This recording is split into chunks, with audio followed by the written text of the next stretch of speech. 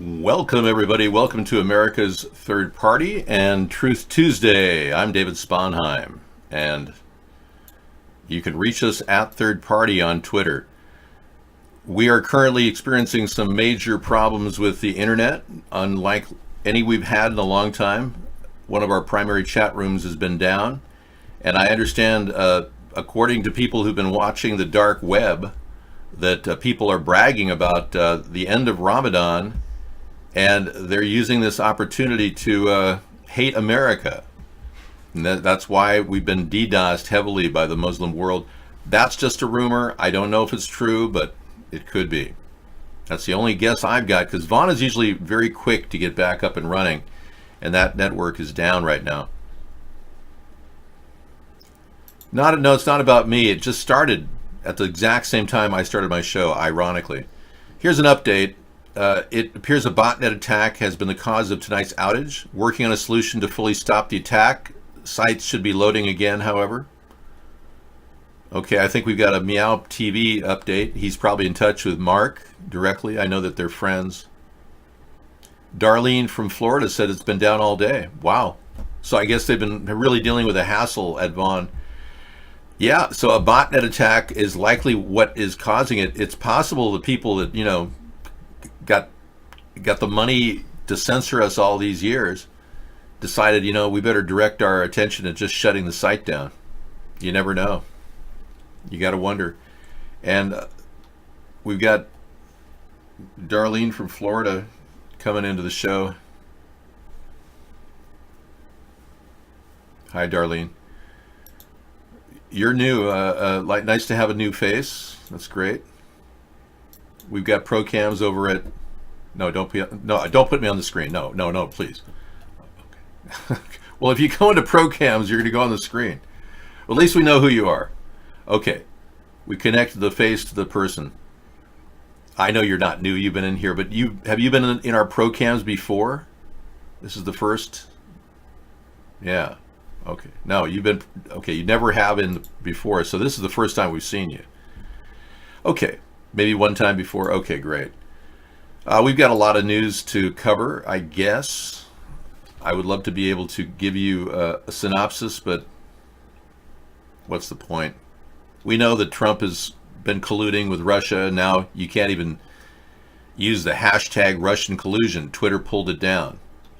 So they want everyone to shut the case down. They want the entire impeachment case to go away, but very big groups and factions within the Democratic Party are really moving toward impeachment. And the media keeps saying, no, Nancy Pelosi's right. They're probably not going to do that. Those are the deep state players, the ones that don't want impeachment. They want Trump to stay in power because Trump is deep state. No, it's not all about me. No. When I first started experiencing censorship, I'm one of the first to experience it. You're going to experience it in your life. All of you will. I'm the person who's trailblazing through the forest of censorship right now. And I'm the one who's experiencing the load. And after 10 years of broadcasting, I feel that we've gotten ahead of it. But we're riding literally the crest ahead of the censorship. The more people communicate on this channel, we're the white part on the crest of a wave. If you've ever seen a wave reach that point where it starts to crest, we're that crest of the wave. We're the ones getting through the massive censorship. We're the yin to the censorship yang. So that's why we keep doing the show against all odds. We've got a backup room, which is pretty cool. If you want to get into it, it is available. It is here. I'll give you the numbers right on the screen. This is a room that we created on the Y99 network last weekend as just a backup room because we anticipated some problems. I kind of felt a psychic need to do this.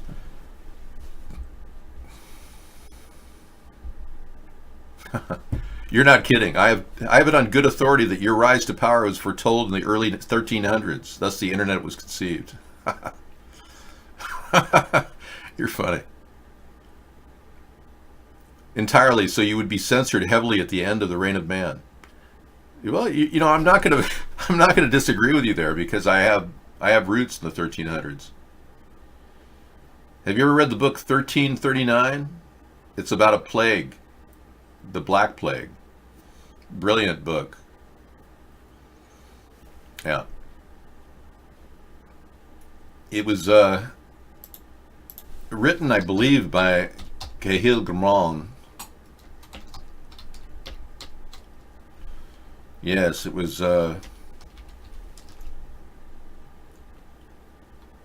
Yes, maybe not. It's not popping up.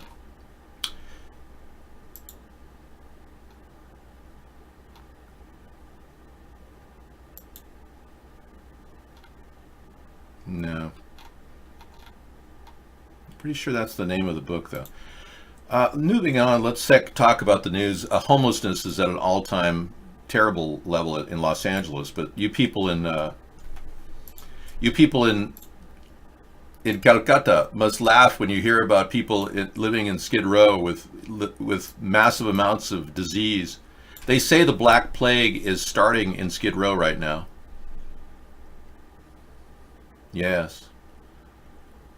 So you got to understand, homelessness in Los Angeles is a catastrophe in motion, and our leaders are largely to blame. They believe Black Plague is brewing there. Hep A, Hep B, Hep C, but Black Plague. That's what they say. So I'm a little worried. I would put a lockdown on that area, and I did bathrooms and facilities in. Eric Garcetti's doing next to nothing. It's pathetic. LA is a joke. The DOJ has revealed the Democrats acknowledged Barr's subpoena was overbroad. His subpoena is overbroad and is really reaching. Barr is trying to attack the people that supposedly, according to Trump, started a coup against him when all they were doing is preserving their national security. And Nadler fires back and offers to meet without conditions, but the House is going to have a full vote on contempt of Congress and what it means for William Barr. That's coming. He's in contempt. He lied about Mueller's statements, claiming Mueller approved of his statement that there was no obstruction. Mueller never approved of that. So, William Barr is a liar. And let's not forget, William Barr, that guy right there, is not, he kind of looks like Porky Pig. Well, they both kind of look like Porky Pig. But anyway, William Barr wrote a 19-page letter early on before the investigation to Rod Rosenberg asking him not to look into obstruction. So he's not the kind of guy that to decide whether there was obstruction or not. Plus, he wrote a letter asking Rod Rosenstein not to investigate Michael Flynn at all.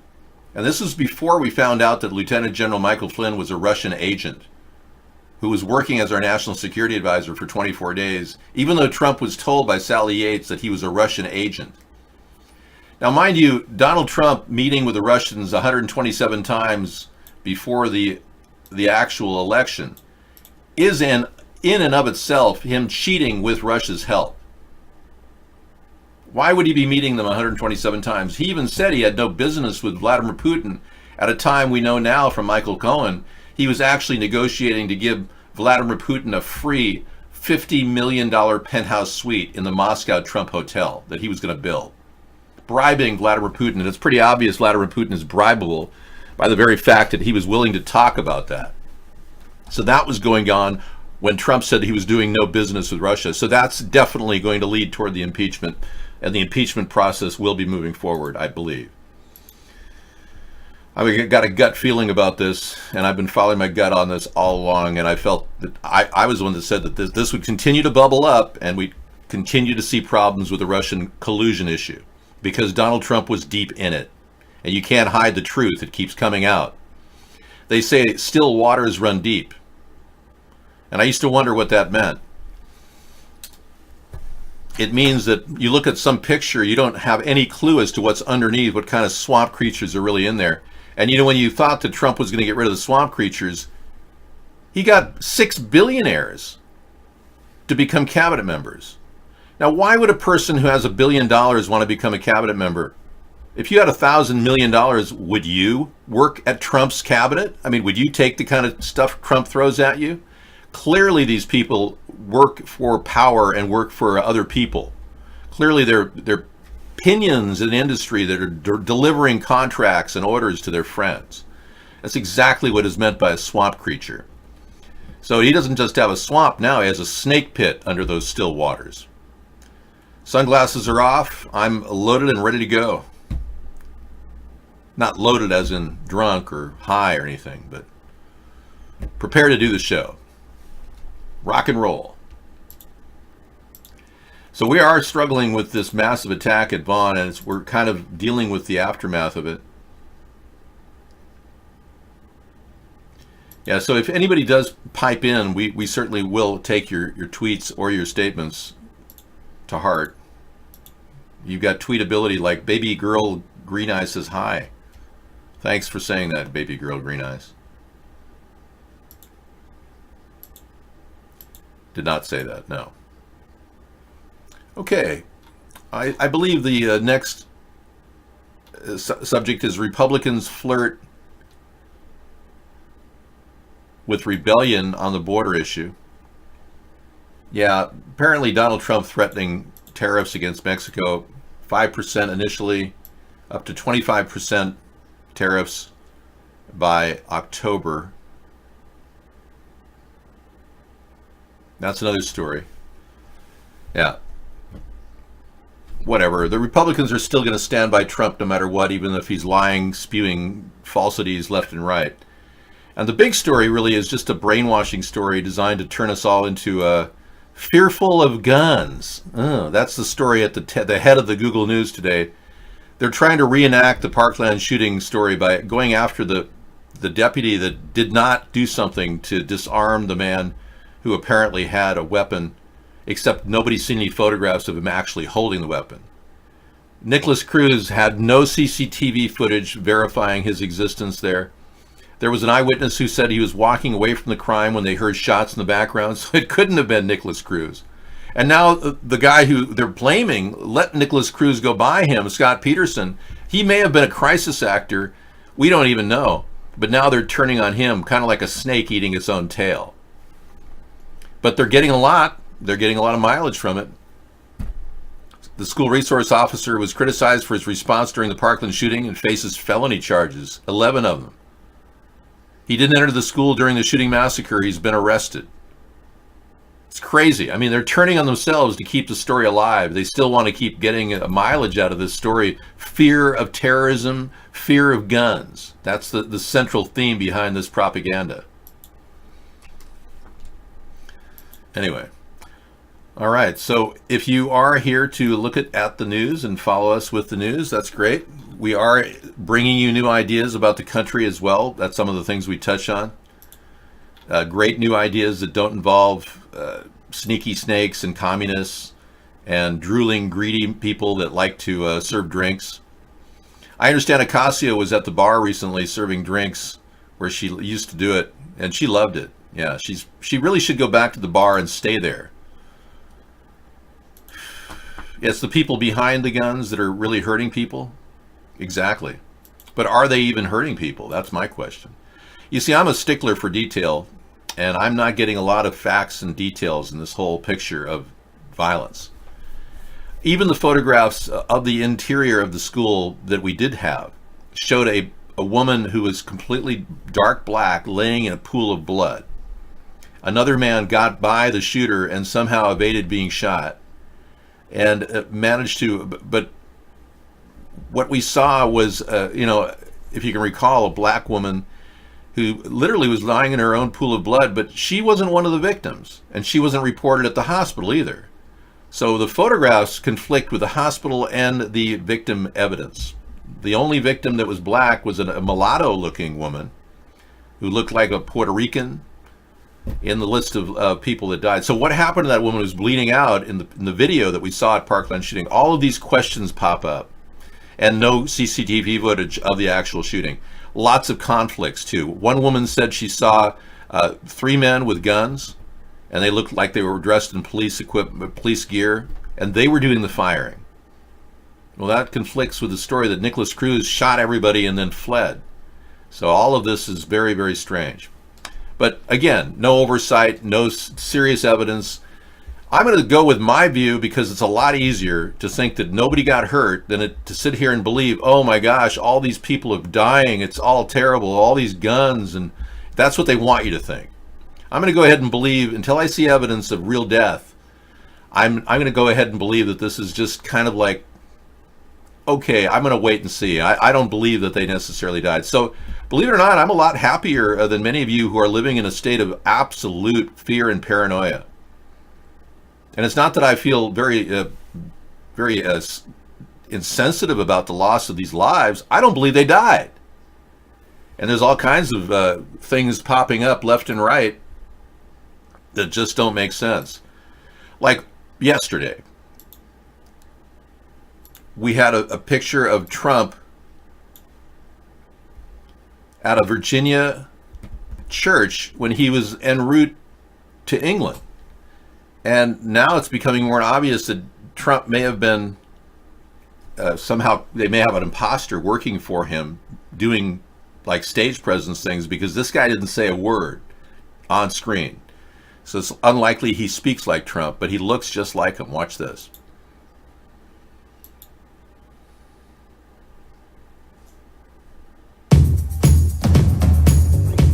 Okay, this is the Jeffersonian girl. She does various things. Trump body double visit. I'm going to go right into the meat of this and take a look at it. You're looking at a guy walking up on the screen and showing everybody that it's no secret that Kennedy had multiple body doubles, but this guy looks a lot like President Trump. Look at that. He came in with like a golfing cap, and he sat there and he prayed for 3 minutes. I seriously don't think that Donald Trump would pray for 3 minutes. In Jesus' name we pray. Amen.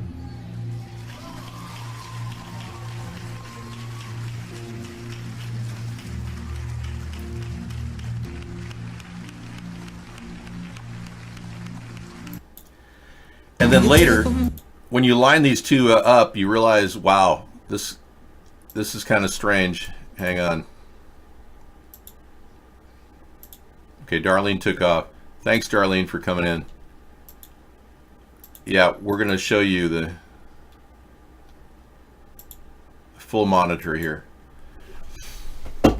Here's his hair color basically changed in about 2 or 3 hours when he went from Virginia all the way to the UK. So it looks more and more like they have a body double in play. A guy who looks very much like the president. That's suspicious and weird, and makes you wonder what kind of a deep state player would allow a body double like that. Now, I guess everybody has a body double out there somewhere, a doppelganger. So we're still having problems big time with the Vaughn chat room. Yep, hi. We had an exodus, a mass exodus from our room over at YU99. It looks like everybody checked out.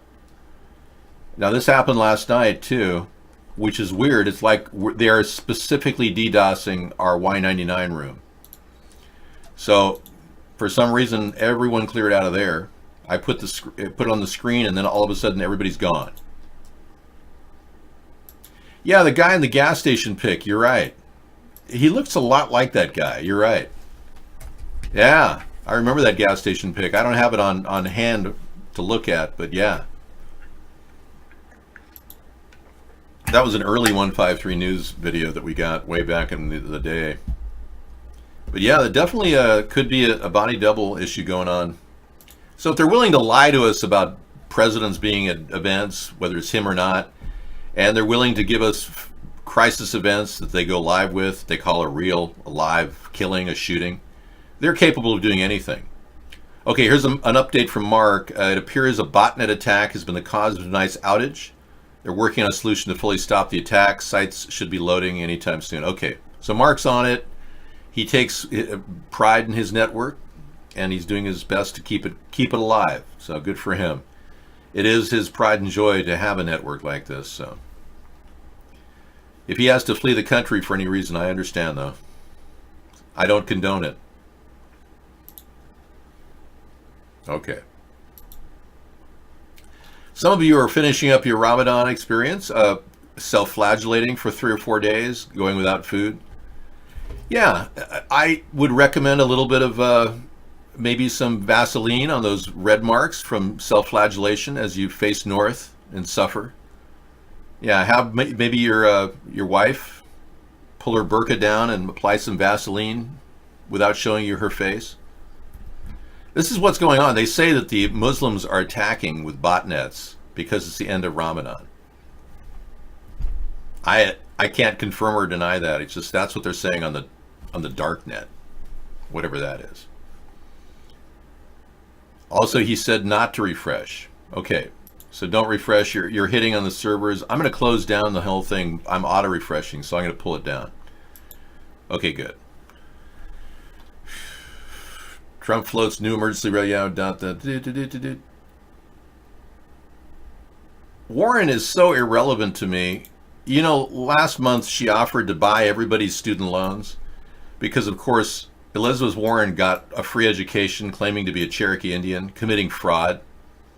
Now, if I were President Trump, I would have pursued charges against her for perjury when she wrote on her affirmative action statement that she was a Cherokee Indian and got all that free money.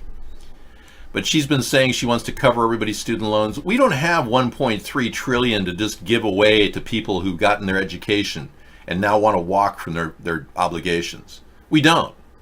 Now, Warren doesn't either, but the very fact that she wants to give everybody a free education now really says a lot about how she sneaky snaked her way into getting an education and going on to become a minority professor at Harvard. That woman owes the American people and the American government about $500,000 to $1 million, in my opinion, for all the money she got to get her education. I'm going to insist when I'm president, I'm going to prosecute her and insist on her getting civil damages against her, and she may even serve some jail time because perjury is a 5-year jail sentence. I don't take it lightly. I'm the one who came up with the DNA accusation that Trump used over and over again, calling her Pocahontas, which upsets me because I have Native American history in my bloodline. I didn't use the fact that I have some small Algonquin ancestry as a reason to get college funding. I had to write I was Caucasian on there, and it cost me a huge amount. And I couldn't even get an education. I couldn't even get a scholarship. I couldn't even get accepted into a university, even though I was the #1 student in my high school class of 770 students. The #1 student. I couldn't even get into Harvard, Yale, Stanford, or Princeton. They all rejected me because I was a white person, a Caucasian. Didn't matter what my scores were. They were judging me on the color of my skin, not the content of my character. And I'm a victim of affirmative action. And it pisses me off that this woman is not getting charged with a crime. Now she's running around saying she's calling for actively managing dollar value to boost jobs. The only way to actively manage dollar value is to stop printing it. And all the Democrats do are spend money. The Democrats tax and spend, so we have to print money to finance all the things they're doing. So for a Democrat to say they're going to actively manage the dollar value is absurd. The only way our dollar value will come back to normality is if we start producing things that the world wants, like food. So one of my primary goals is to get the breadbasket of America rolling again. That's a big plan. Yes, the breadbasket of America is essentially part of our plan, getting the country to finance the growth of new organic farms, stressing on less genetically modified food, focusing on less pesticides and herbicides, and more organic material in the soil to resist droughts. And that's something that the farmers will love to hear, and will also allow for hemp to be grown everywhere. Legalization of marijuana is a big part of our plan. We call it Weed the People. But getting farmers to grow cover crops of hemp makes a lot of sense for the soil too, and adds to the vitality of the soil. There's no better source, it's even better than peat moss, is old hemp as it's denitrifying in the ground. It holds moisture better than anything you could put in the ground. You chop it up, it's fantastic. It becomes rich humus soil which can resist drought, and all kinds of droughts that we're currently facing will no longer be a problem. So that's a big part of the third party, is our pro-legalization stance. We also have a plan to create a civilian conservation corps of young people who can work and stay for free bungalows in our National Park Service working to help build up the National Park Service and also make a job and a life of it, actually becoming a career. And I call this the CCC because that's what FDR called it. Now, Ocasio is not talking about a new CCC. She just wants to have a green new plan, a new deal, a green new deal. This is the nuts and bolts of what the Green New Deal was all about. And that's what I'm going to be reviving, the Civilian Conservation Corps. We've got a model in the AmeriCorps system that we have already that can be expanded out. AmeriCorps can take on a huge number of people and offer alternative lifestyles for people living in the woods, enjoying nature.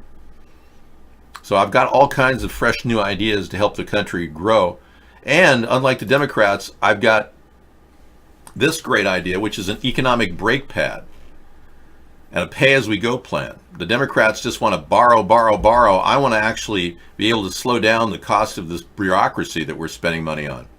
And the one good thing we've learned from Trump is that if we shut the government down, partial shutdowns, we, the American people, don't feel the pinch. If we give people furloughs without pay, we would save a lot of money. People at NOAA and FDA and FCC and FEA, every single agency, USDA, could pretty much go on a vacation because we really don't need them full time.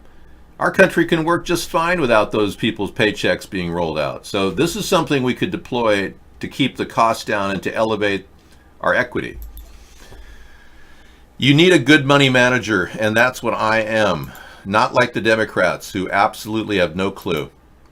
You know, Ron Paul was such a big influence over America, and let's not forget the importance of getting out of foreign wars, like pulling our troops away from the problem in the Middle East. Whereas Trump wants to add troops to the Middle East, I want to bring our troops home. And ending the Federal Reserve is also paired with that because we don't need foreign influence in our banking system anymore. I actually believe that we could finance a growth plan in our country to grow technology, to grow green technology jobs, to create products. We could finance this with an infrastructure bank, which would be a fantastic solution. We could offer 2% loans to businesses U.S. businesses that hire U.S. citizens at a living wage of $15 an hour. That would completely bypass the current minimum wage law dispute going on between the Republicans and Democrats. We need a lot of a completely new plan for growing food. So with the idea of the greening of America, I have a plan to create national composting centers in every area of the country as well.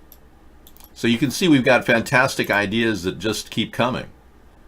National composting plan as part of an idea to kind of regenerate good soil and provide people with $1 a bag fertilizer. 40-pound bag of fertilizer will be $1 a bag. How are you still married? I'm not married. No. What makes you think I'm married?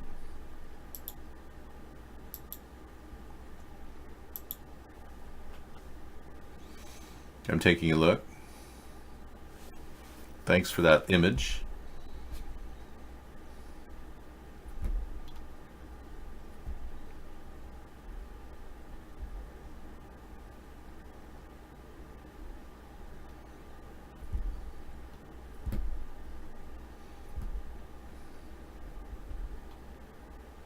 Thank you. Okay.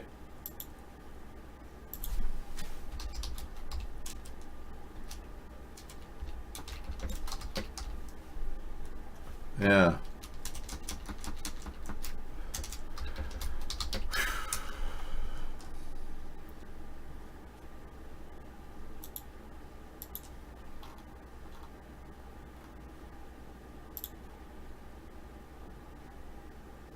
All right.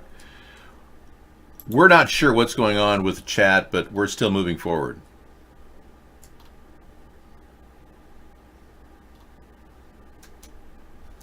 Jeff Bezos has bought a Fifth Avenue condo spread for around $80 million. Well, I think we know what's going to happen there. Yeah, he needs a new place to hang out with Sanchez. $80 million for a condo spread in Fifth Avenue.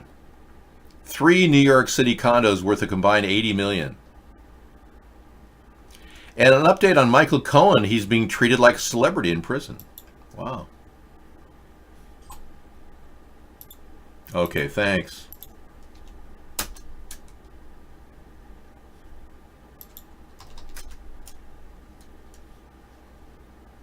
Okay, we're still waiting on the chat to open up over at Vaughn, and I think we may have some positive news. Inmates want to know about Trump and Stormy Daniels and ask for legal advice in the same joint that holds Billy McFarland in the situation. So I guess he's got some people on the inside that like him. Okay. You know, he can speak a lot more outside of prison. If the Democrats could cut a release for him, he knows information about Russian oligarchs controlling the election that he hasn't let on. I'm here now. Thank you. I entered the show. Bengalitis is actively taking CBD oil. It's giving you dreams daily. Wow, that's good. Chat is not broken. Nope.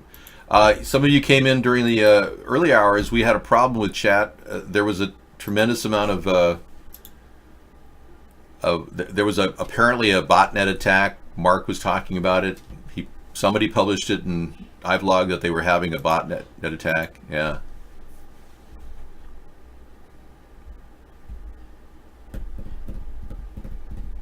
Okay, we definitely have some people in here who are making some pretty brash statements. Yeah.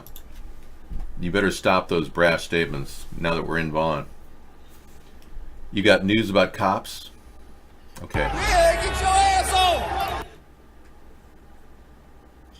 on! I don't know. Are there any bad words in there, like the N-word? Because, you know, YouTube won't let me do that. Don't keep bringing that up. No, Larry Sinclair is not that interesting. Yeah, I would gladly show you him later, but right now this is more important. So coming up with a plan to get people businesses off the ground that are U.S. businesses, that's really what this is about. And also helping the soil and the earth, and going back to a plan that solves problems as opposed to penalizes corporations like the Democrats have been doing, and ineffectively, by the way.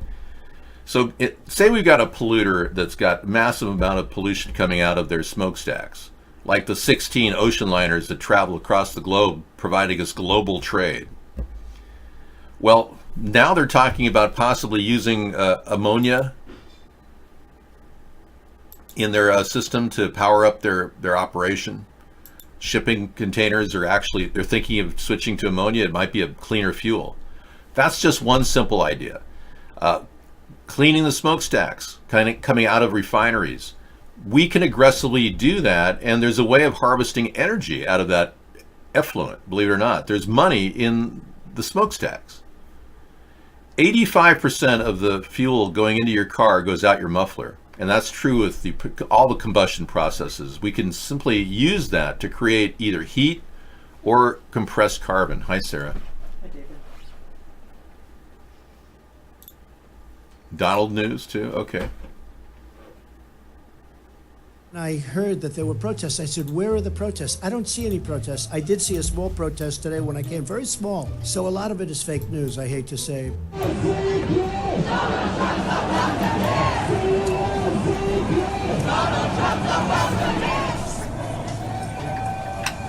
Yes, I'm here to let Mr. Trump know that the British people do not like his policies, particularly on climate change. And we want fracking to stay in the ground. We don't need freedom fuels that are not freedom fuels, they're just money makers. Well, it was just a coincidence that we're in London, but I wouldn't miss an opportunity to protest against Mr. Trump. I refuse to call him president. I don't believe he is. Yeah, do you mind telling me why you're here dressed as a chicken? We're just here because we're concerned that if the US and UK do a trade deal, then our food standards will lower, because there's loads of restrictions at the moment in the EU, which we're part of. If we leave that and we do deals with America, they've got much lower food standards, one of which is chlorinated chicken, which we don't allow here. So we're worried about that, but also it sort of symbolises everything we're worried about, like the NHS being sold off for profit rather than being there. Okay, she's protesting chlorinated chicken and other, reduced standards with trade with the U.S. But I think trade with the U.S. and England is certainly something that would be beneficial for all of us. Sarah's here. I want to bring her in and remove some of the things in the show. Leave national composting plan because I definitely am a big composter. Oh, okay, great. Yeah, let's bring the national composting plan up forward again. Yeah, so composting is a big part of our plan for the country. Every single area in the country has some state or federal property that could be used, like 5 acres. We could bring all kinds of food into the region that is from markets and other things that are just sitting around, and the food could be composting, sitting there waiting. I think I'll put it over here. No, it's fine, Dad. Well, I don't want it over you because you look like the national composting plan. Yeah. But yeah, I don't anyway, mind. the idea is to get the old food from markets and restaurants. They say we have huge amounts of waste in this country. We have $167 billion of food waste every year. If we could somehow make some use out of that, make soil out of it, that our farmers would love cheap soil. And you could use it for your gardens as well. We'd have a much more robust economy. It would help with climate change as well. Yeah. There's a couple of people who say that with climate change, that adding compost to your soil actually helps the plants sequester the carbon out of the atmosphere. So it's actually a really great thing for climate as well. We know that fertilizer really enhances growth, way more than chemical fertilizer. And I think natural derived fertilizer like that will really help our country become drought resistant as well. Okay, I'm gonna leave the chat for Sarah. We finally got Vaughn going. There was a complete shutdown. Apparently the botnets were attacking it for the whole day, and they just got up and running at 6 o'clock, so, Wow, or thanks. 6:30 rather. Just did it just for you. He got up and running. It was an hour and a half off, so. Okay. Well, he got up and running in time for your real show, not for Yeah. your pre-show, I guess. I guess so, yeah. Yeah. All right, thank you. All right. Hello, Bengalitis. Yeah, those darn botnets, man. I wouldn't want to be fighting botnets or anything of that nature.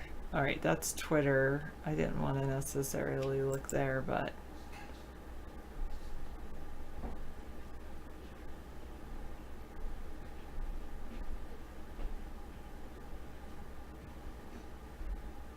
all right.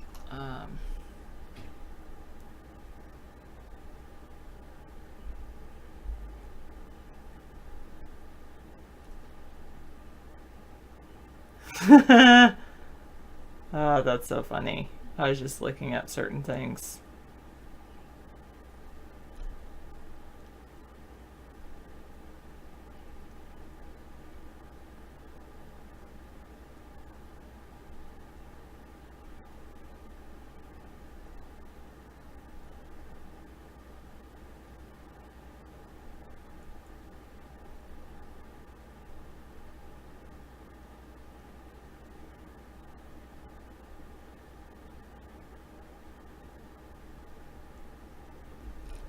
All right.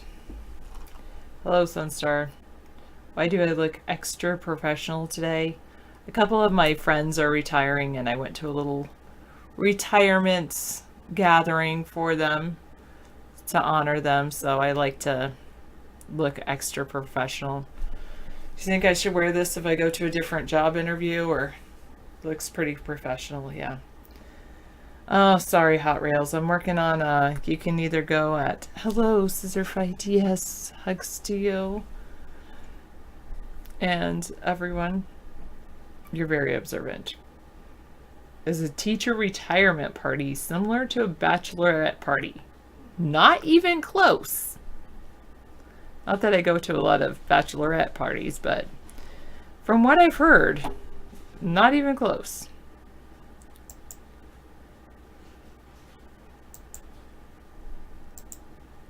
There we go. All right. if you had a master's, you would tell people that.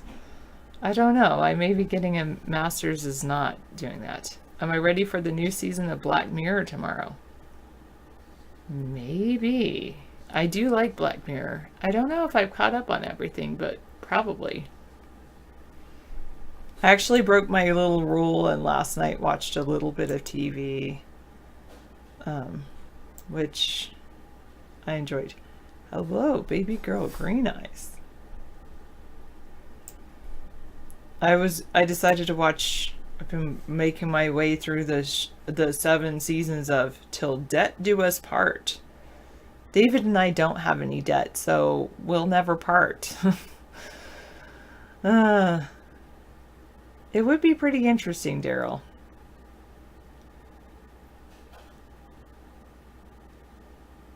Sorry.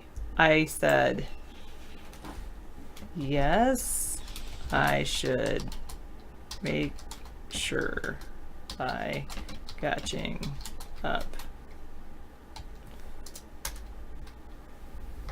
No, Hot Rails, we no mirror above my bed.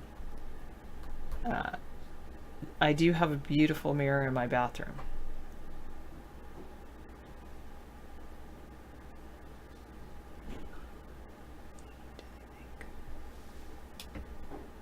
Eight or 9. Nope, none of that. Aha. All right. Yeah. Oh. You would put cameras, security cameras? Yeah, I do have those, just none in my bedroom. Bengalitis, but I do have security cameras. I think those are important. It is important to have. Actually, maybe I was wrong. Second.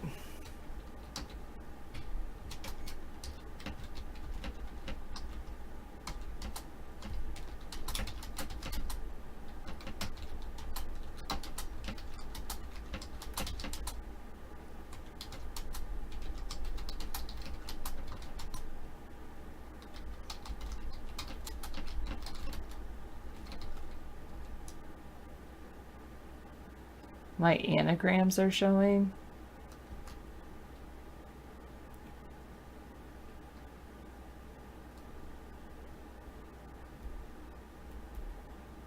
Oh, I always tell them I'm an old lady. I don't see myself as an old lady, but I'm like, oh, it's hard for an old lady like me to get up off the ground. And I just call myself an old lady. And you know, the thing about the age level that I teach, they think pretty much everybody over 22 is an old person. That's just the way they are, because they're just, I mean, their parents are that, some of their parents are that young.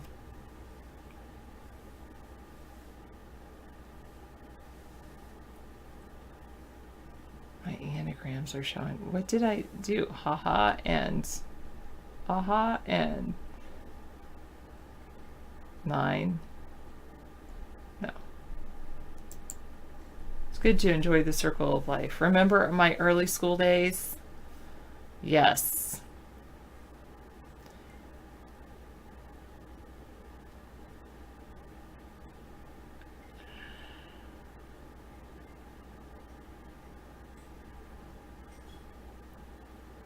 Thanks, Hot Rails. Sometimes I don't always do anagrams, but anyway.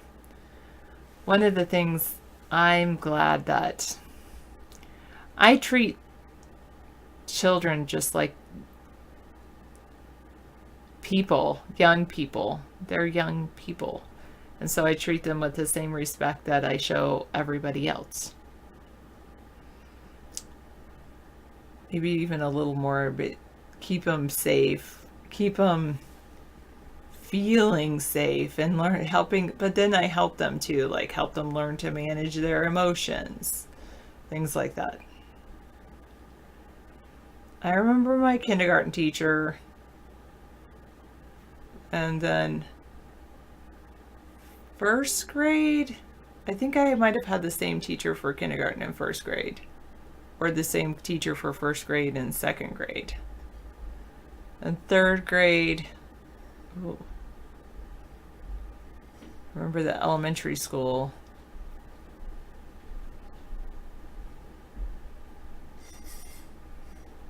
And I remember my teachers. I think I switched teachers like partly way through the year because I was in just a different reading group.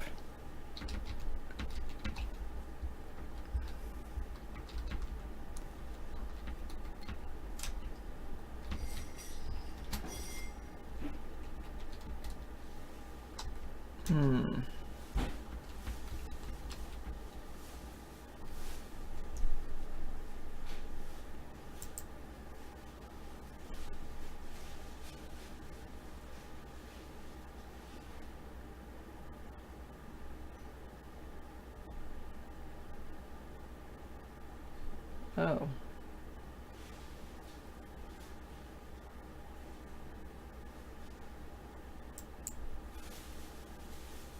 Wow. My favorite teacher was, well, I liked Mrs. Stonebreaker. She was a good teacher, and then so was Mrs. Cousins. I had some great teachers throughout the years. Those are the ones that I remembered their names, though. Mrs. Cousins I had in 4th grade, and then she ended up teaching 6th grade, and so I had her again in 6th grade, which was really cool.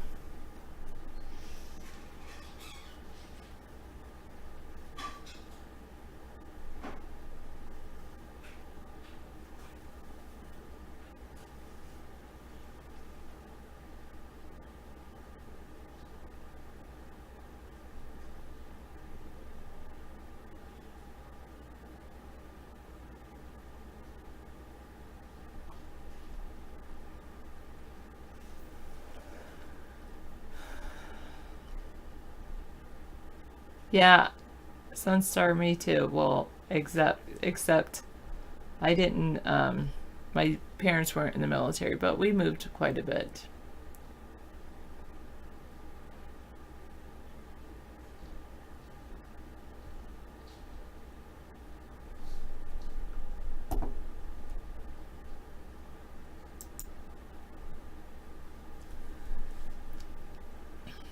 But yeah, Mrs. Stonebreaker. Well, all right. So Mrs. Cousins was my 4th and 6th grade teacher, and then she was actually, she was like, she wasn't my teacher, but she followed like my academics or whatever. I was in 5th grade and I won the school spelling bee, and she took me and bought me a new outfit to wear to the district spelling bee, which was really nice. And then I had her in 6th grade. And I remember that year was the very first year that we played Oregon Trail in the library. And I was a pretty smart cookie, so basically when she was dealing with all the other kids, I would go and, I sold milk in the cafeteria to all the other grades, and I went and helped out in kindergarten class, and I'd come back, like I would do my work, right? Like she'd be like, okay, I want everybody to do this assignment, and I'd be like doing it, or sometimes every once in a while I might say, can I do this for homework? But she'd say, all right, so you've got so many minutes, you've got to work on this assignment. And I'd be like, okay, I'm done. What can I do next? What do you want me to do next? And she's like, oh, go help out in kindergarten. So I was like, I was teaching or helping with kindergarten classes in 6th grade. And I was also, maybe that's why none of the other kids in the class liked me. And then I'd go and help out in the school cafeteria. Yeah. And then I had a male math teacher, so we swapped. They would switch kids for math time, and I would go to his class, and then it would just be like, I'd finish all his math assignments, and there were 3 of us. He'd give us extra math assignments. And then the 3 of us took this test, and my mom said later that I scored in like the 95th percentile on that test. It was called the Golden Gate exam. They don't get to do that anymore, but I remembered walking into that test and I saw those 2 friends that I had in, or whatever, math people I had in elementary school, and they're like, SOHCAHTOA, and I was like, what? Sine, opposite over hypotenuse, cosine, adjacent over hypotenuse, tangent, opposite over adjacent. I was like, okay. It's like, great. I didn't really study for this test.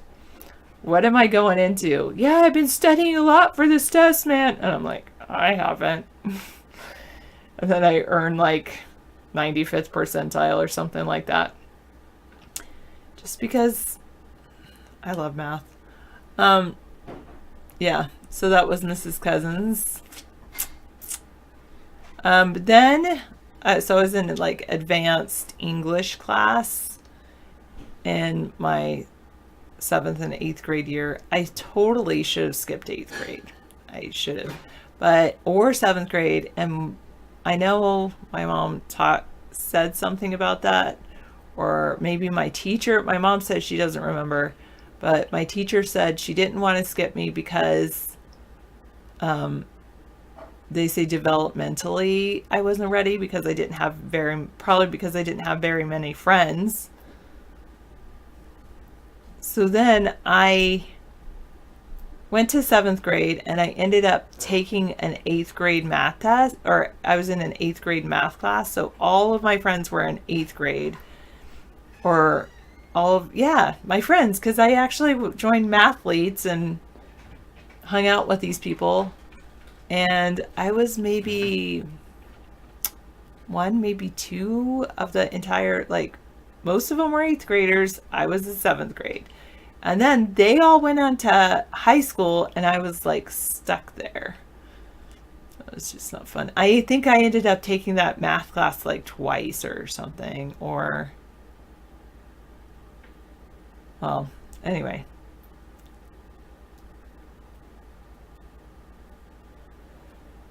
So I definitely should have skipped 8th grade, gotten straight to high school. I didn't, but when I did go to high school, finally, I got into the AP English class. No, I never failed a math class. I took pre-calculus like 3 times, but that's not because I failed it. It's just because I had like a year or 2 in between them, and I had like placement tests. So that's why I ended up just placing at pre-calculus rather than placing into calculus. Or I don't know if they actually offered calculus. Anyway, at my grade level.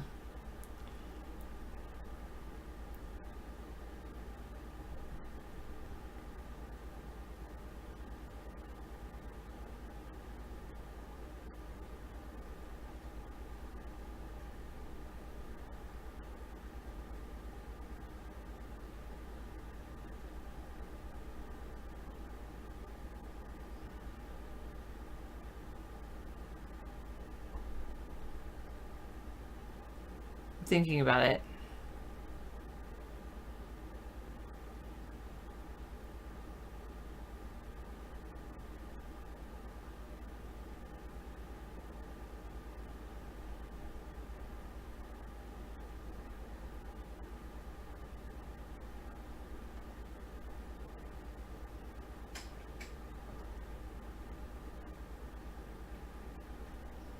You're saying replace the question marks by the correct mathematics symbols to make the expression true. I'm working my way through them. Oh.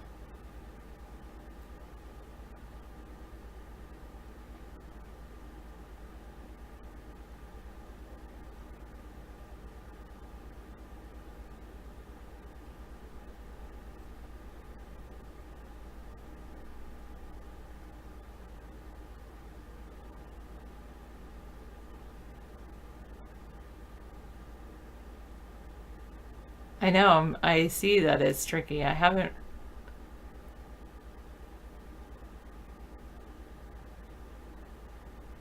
That is tricky. And it's not the same symbol, right? Obviously, it's not like all multiplication or all addition or okay.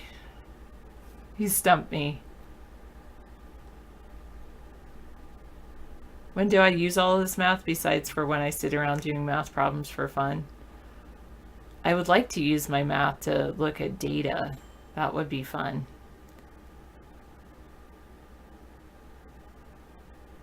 All right, I'm going to have to write it down and come back to you. Is that okay, Big Outlaw? I agree with you, McDundee.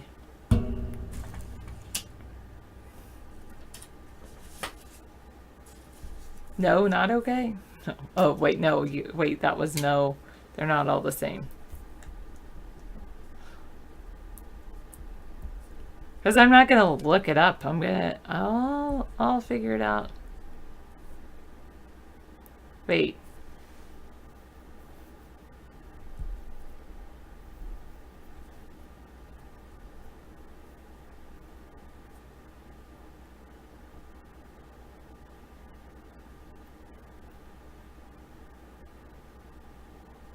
Well, the answer you said is 59.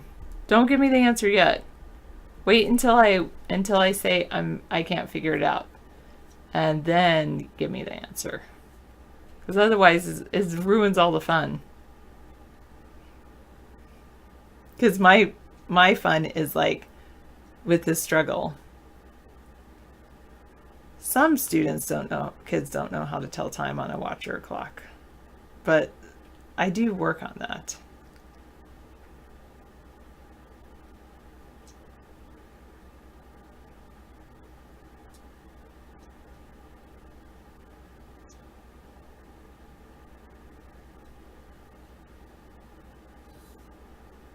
Are there any factorials in there?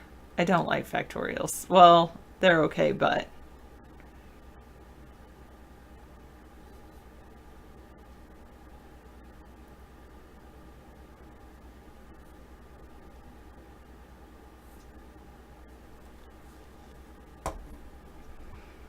I didn't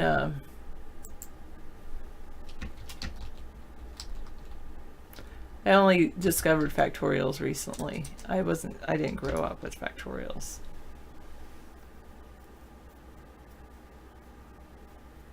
Because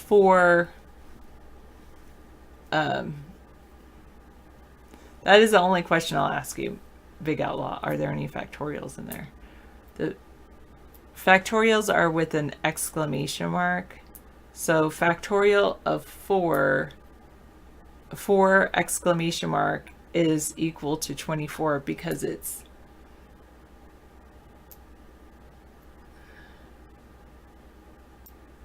the product of an integer and all the integers below it.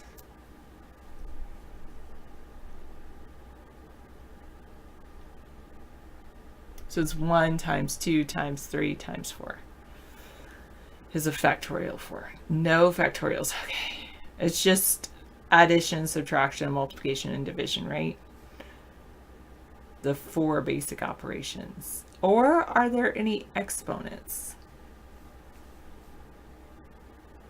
Doesn't look like any of them would be exponents. Or logarithms. Possibly an exponent?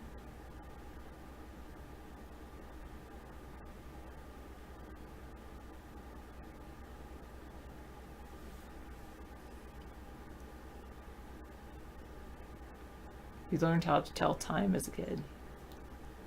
Do I ever think that archons are behind all the madness? They feed on the madness? Somebody said, what's a master of the universe? And they said an archon. And they said they would call me Archon. I said, you can call me Archon Sarah, but I don't feed on madness.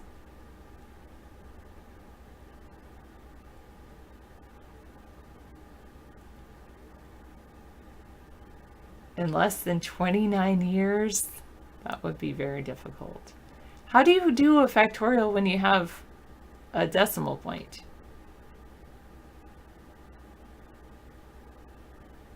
Well, Velcro is back for little kids' shoes because some teachers are like, I'm not tying your shoes.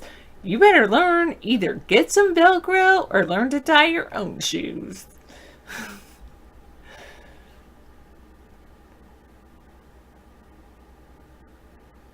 Public intellectual narcissists, huh?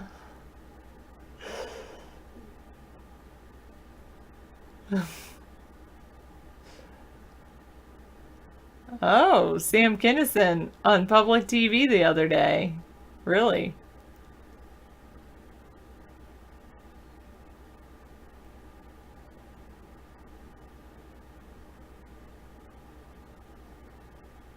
Used to do bar magic with numbers? How fun.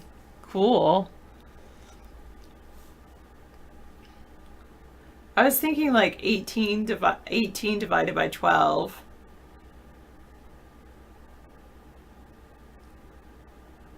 Would work out to like 3 halves times 4 would work out to 6 times 5, but that's not, I'm not on the right track there. So maybe like, oh, that's it. 12 divided by 4 is 3. Because you need some, wait, maybe that's not it either.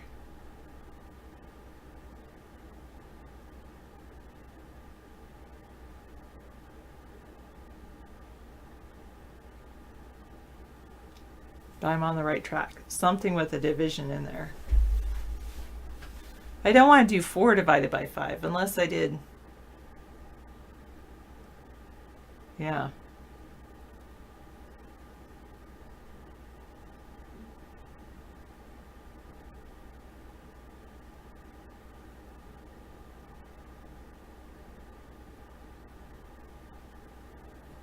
Well, I don't like Trump or support him in any way. Well, 1 times 2 times 3 times 4 all the way up. But then you're adding a decimal in there. I don't know. Factorials. I'm gonna Google that. Factorials. This isn't working very well. Factorials and decimals.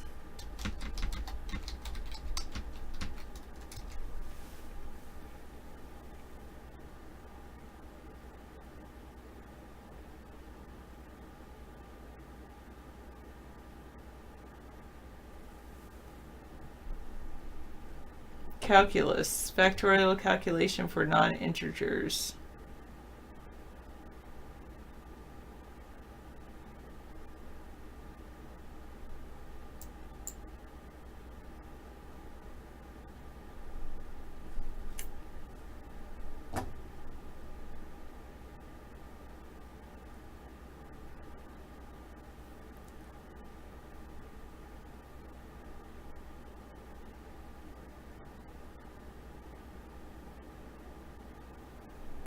Use the gamma function. See Euler's reflective formula.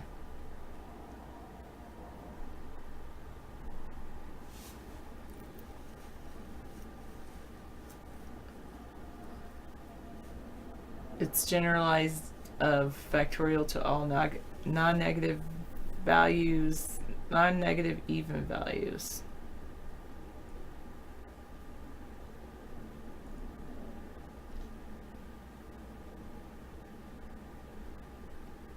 What does that symbol mean?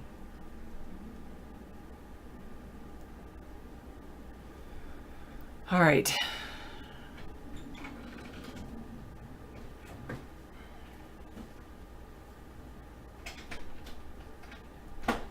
Wait. Public narcissistic intellectuals are afraid to ever be pessimistic.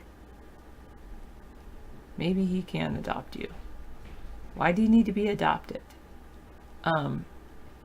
They're always like, it's great, it's awesome, it's wonderful.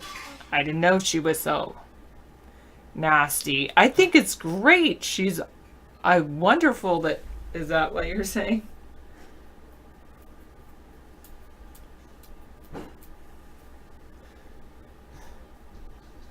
That's about the...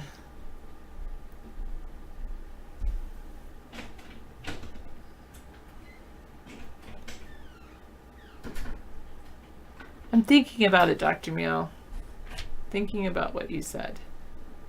But I'm still not sure about that.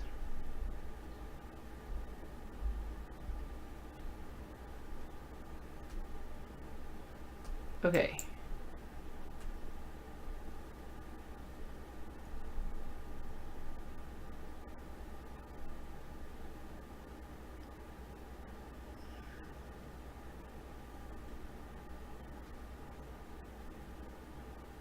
Gosper's approximation.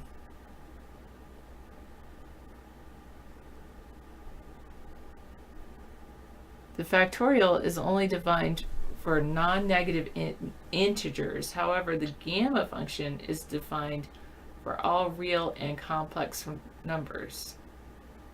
Gamma function. For the domain of the factorial, we have the gamma function of n equals n minus 1 factorial.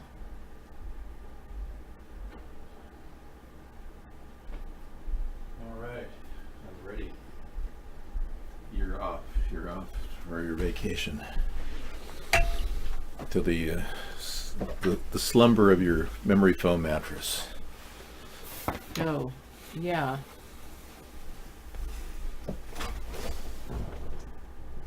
You're working on a function? Yeah. A little bit. Okay, great. Thanks, Sarah, for backing us up here and giving me the much needed help I needed. I didn't make you dinner, but go for it. That's okay. I just did some nibbling of You're some welcome to rate the fish walnuts sticks and and whatever. Yeah. I did some walnuts and onion rings. And Oh, okay. Cool.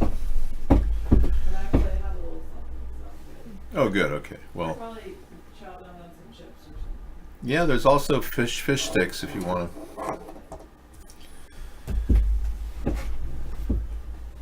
So you're attacking libtards now? How they do these silly things to make the world a better place while not realizing there are much larger issues than that they are responsible for. Good point, Misanthropy. Like their fixation on straws. The Democrats have this thing about banning straws. Meanwhile, plastic bags are everywhere, and they're filling up our oceans.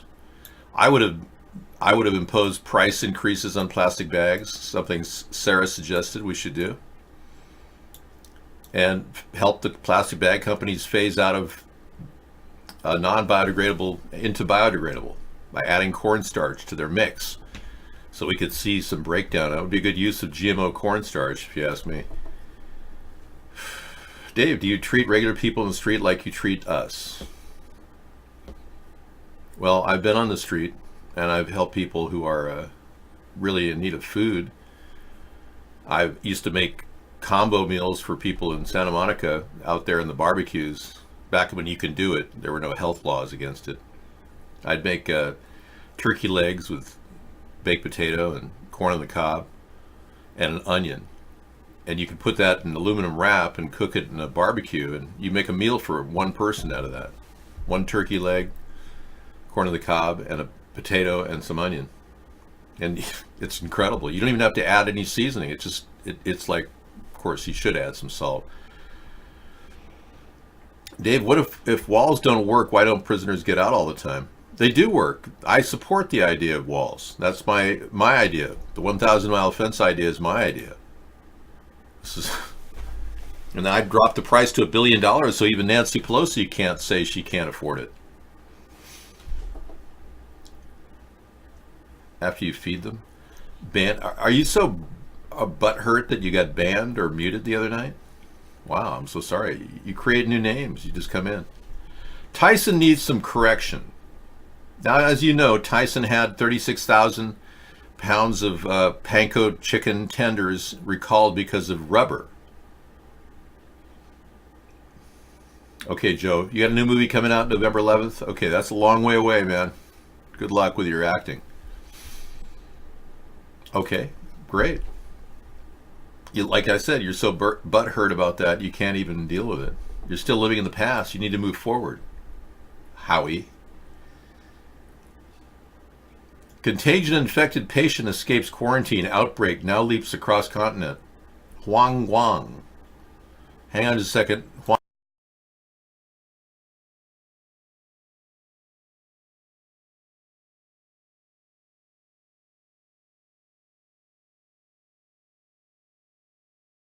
The Florida Maquis did. A little over 2 weeks ago, the Florida Maquis did our first video on the threat from the Ebola virus. And like virtually every other story we have tried to break early, it was met with cynicism, derision, laughter, and accusations of fear porn. Well, when the first outbreaks were starting to be tracked in August of last year, it took from August of 2018 to March of... This guy's just going to talk for a long time tonight about the Ebola thing. So we'll have that in tonight's show. Thank you for the link there, Huang Guang. Appreciate it. All right. We'll be talking about the Chinese pig Ebola too. Yeah, that's happening. And the Chinese want the Muslims to eat pig on Ramadan. And there's re-education camps in China to make Muslims eat pig when they're supposed to be going without food. It's weird. And they're forcing Ebola pig on the population in China. I think China's a little mixed up right now between the old world of Mao Zedong and forcing people to think certain ways and then adjusting to the idea of capitalism. They're really kind of torn in that country. They're still using the old stool techniques of indoctrination at the same time, offering great new hope for cities like Hong Kong and Shanghai. Never mind. You think somebody beat you to the idea of being an incel rapper? Well, how does that go? It's like, yo, I haven't been laid in a long time, yo. Or never. No, the incels never get laid, right? Yeah, okay. Yo, well, I didn't get laid, but I don't know what, how does that go? Incel rapper, yeah. Okay. Well, I'm glad we are here on the same table. Now, in our state of Washington, a sanctuary state, it is becoming more and more obvious that our governor is kind of lost, as sheriffs are coming out against him, saying, we don't think it's such a good idea to allow people in from other countries, especially when it violates the Constitution. This is Jay Inslee. He's also running for president. City or sanctuary state issue is actually causing the problem we have on our border. When the United States is signaling to illegal immigrants that, A, you can cross that border with no repercussion, we're going to have more and more problems. And I disagree with the progressive socialist view that there is no crime associated with illegal immigration. We had a deputy sheriff in the state of Washington killed by an illegal immigrant 2 months ago. Wow.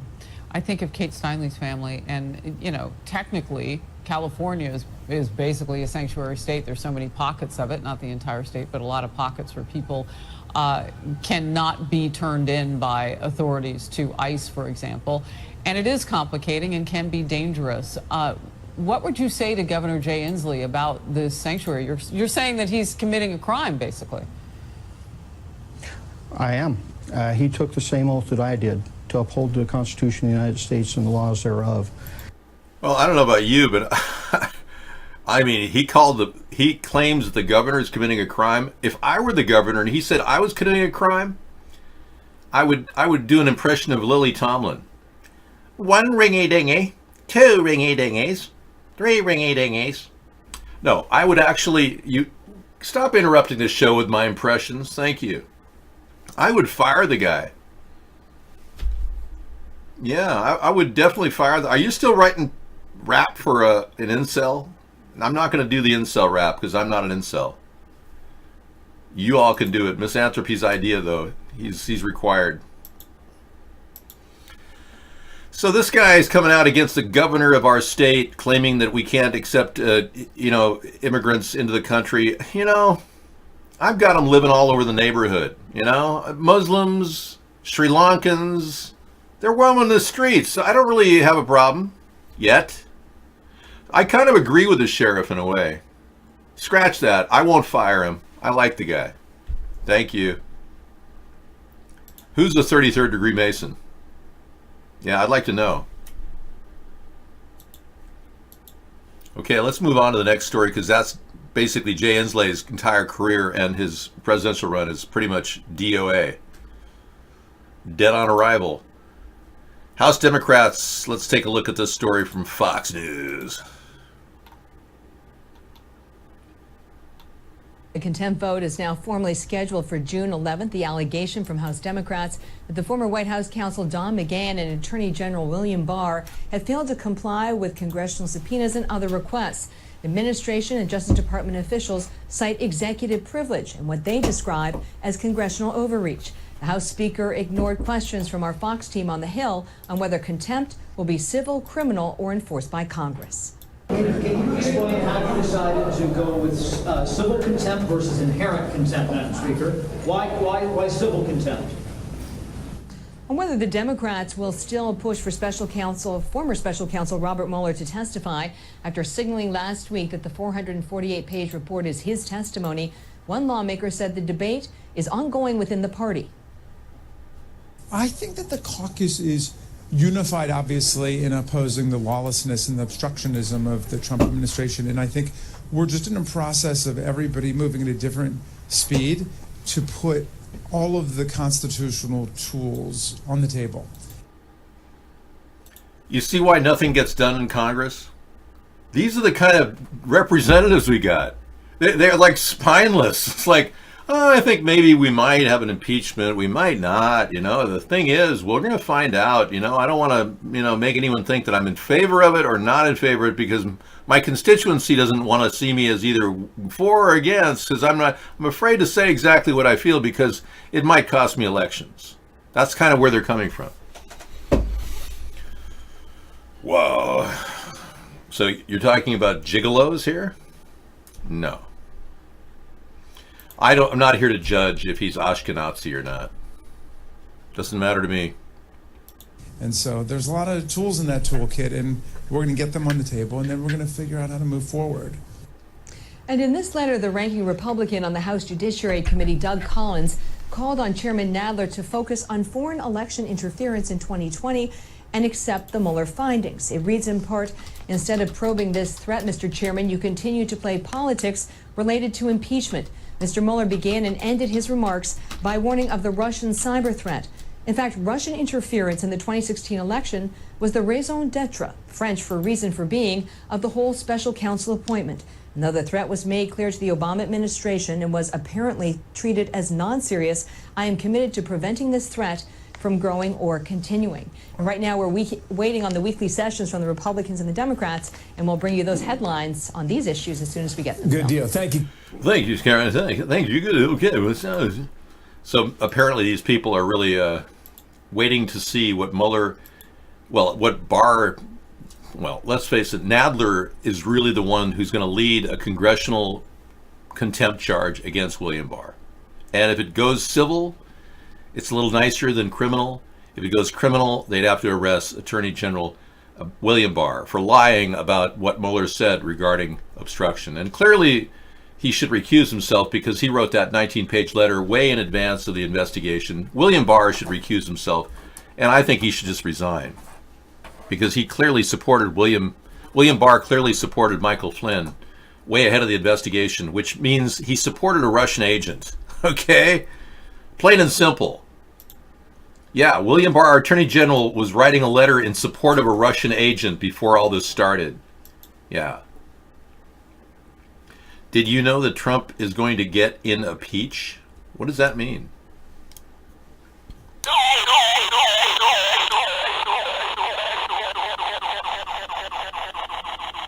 What does that mean? Yeah. Trump is actually Russian? I think you're onto something there. Yeah. I think peach vodka is good, but according to Trump, he doesn't drink. And I don't either. So what are you really saying? That Trump is working for Russia as part of their mob? Thank you, man. Thanks for loving me, man. I appreciate that. Michael Cohen could speak more. He has a long history of speaking to Russian oligarchs that he didn't talk about. And the Democrats don't seem to be smart enough to really ask him questions and get him out of prison. But the good news is they like him. They like him. Mikey likes it. Michael Cohen is treated like a celebrity in prison. It's Michael Cohen time. Can you imagine doing like a sitcom of Michael Cohen's jail cell? That'd be kind of funny. I don't like Bernie or Clinton, no. I'm a big centrist person. I believe that the government has been divided, and we've been divided into left versus right for a reason. They want to divide our country. And I'm a centrist. I care about the environment and homelessness, but I also want to reduce your taxes, unlike the Democrats who want to charge you more taxes. I want to fix those problems without taxing you too much, more than what you are already. And I also believe that we should deal with the issue of preserving our rights, freedom of speech and freedom of the right to bear arms. So unlike the Democrats, I don't want to push for gun control, and I don't want to take away your right to free speech either. They're willing to instigate hate crime laws, which I would never do. Not in a country dedicated to free speech, and also our inalienable right to bear arms. Yeah. Now, prisons have become for-profit mechanisms. We are losing money, ironically, on Michael Cohen, just keeping him in prison. He said that he had lots more to say, and why don't the Democrats get him out and have him say it? My goodness. Mueller did not do enough to verify whether Trump did or did not commit any crimes, but he says he can't say he's innocent. He can't commit to a guilty plea. I believe that Mueller had done a little bit more work. We would have had a slam dunk case against Donald Trump. Mueller dropped the ball. He didn't investigate Paul Manafort's second trial, which would have showed us all the money laundering that went on in Florida for about 5 or 6 years. And he didn't pursue the dossier, which Mueller could have easily worked on. Only a paragraph was mentioned in the report, nothing pertinent. There was conflicting testimony with the butler that was with Donald Trump the night that 5 prostitutes walked up to him and said, "Hey, honey, do you want to live a good time with Russian girls?" No, should I do that? No. And then apparently the butler saw them asking for the sex. He claims he saw Donald enter the room and go to bed. Donald said he never slept there.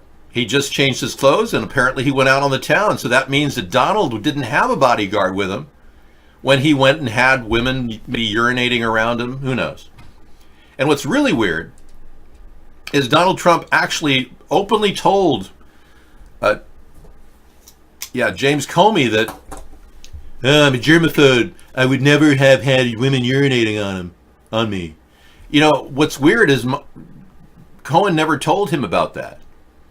Trump must have known about it from Devin Nunes or something, because he never told him about that. So Trump said, "Oh no, I'm a germaphobe," like he was using that as an excuse. Well, you could be a germaphobe with a plastic bag over your body and still have women urinating around you if that's what gets you off, Donald. But that's not the real damning evidence. In the Mueller report, unrelated to this, they had a lawsuit against One Concord Management and Consulting, a Russian firm that decided to sue him back and got the list, the inventory of everything in the Mueller report, inventory list. In it was a sex selfie. So we've got a sex selfie on our hands, which could be in play right now. If Russia has a picture of Donald's ding dong, you can imagine what that phone conversation's like.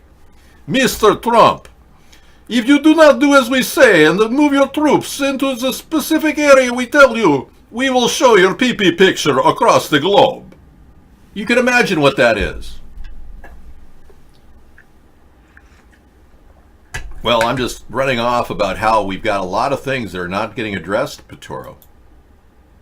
Yeah, and we are still woefully lacking in information regarding the Mueller report, let alone the unredacted version, which they're still stonewalling and not being willing to introduce. The fact that Donald Trump is claiming that you can't access his financial records now shows pure guilt. Pure guilt. So running off to the deep state allies over in England and kissing the Queen's ring finger, whatever he did, is irrelevant. He's doing the bidding of the deep state. Now, you people that think Trump isn't, just look at his actions. He's everything about the deep state. They own him. They control him. The dossier is real and the sex selfie is real. So something's going on. It doesn't look good for our country. No, I don't consider, when he said, when we asked him, are you involved with Russia and with business? He said, no, I'm not involved with any business with Russia. During that time, we found out that he was actually making a deal with Vladimir Putin, giving him a $50 million penthouse suite in the Trump Moscow hotel they planned on building together. Now tell me Putin is not a capitalist by simply taking that offer. The fact that Trump lied about not doing business at that time and was doing that kind of business is really indicative of what we're dealing with here. A systematic BS story coming out of Trump's mouth endlessly. No collusion. No, it's all fake news. A Russian hoax. I'm totally unguilty, not guilty, no collusion. I'm totally... I mean, this guy sounds like a total guilty person every time he opens his mouth. And he acts like it too. He told Pelosi, oh, I'm not going to talk about the budget unless you stop investigating me. Donald, that's called obstruction. Somewhere down the line, somebody never told you, but you're engaged in obstruction every single second of the day. That's what he's doing. Would you like to play Russian songs? Sure. Any particular area of Russia? Yes, I know a wonderful folk song. It's called, Kalinka, from Andropov's wonderful tribute to his ensemble.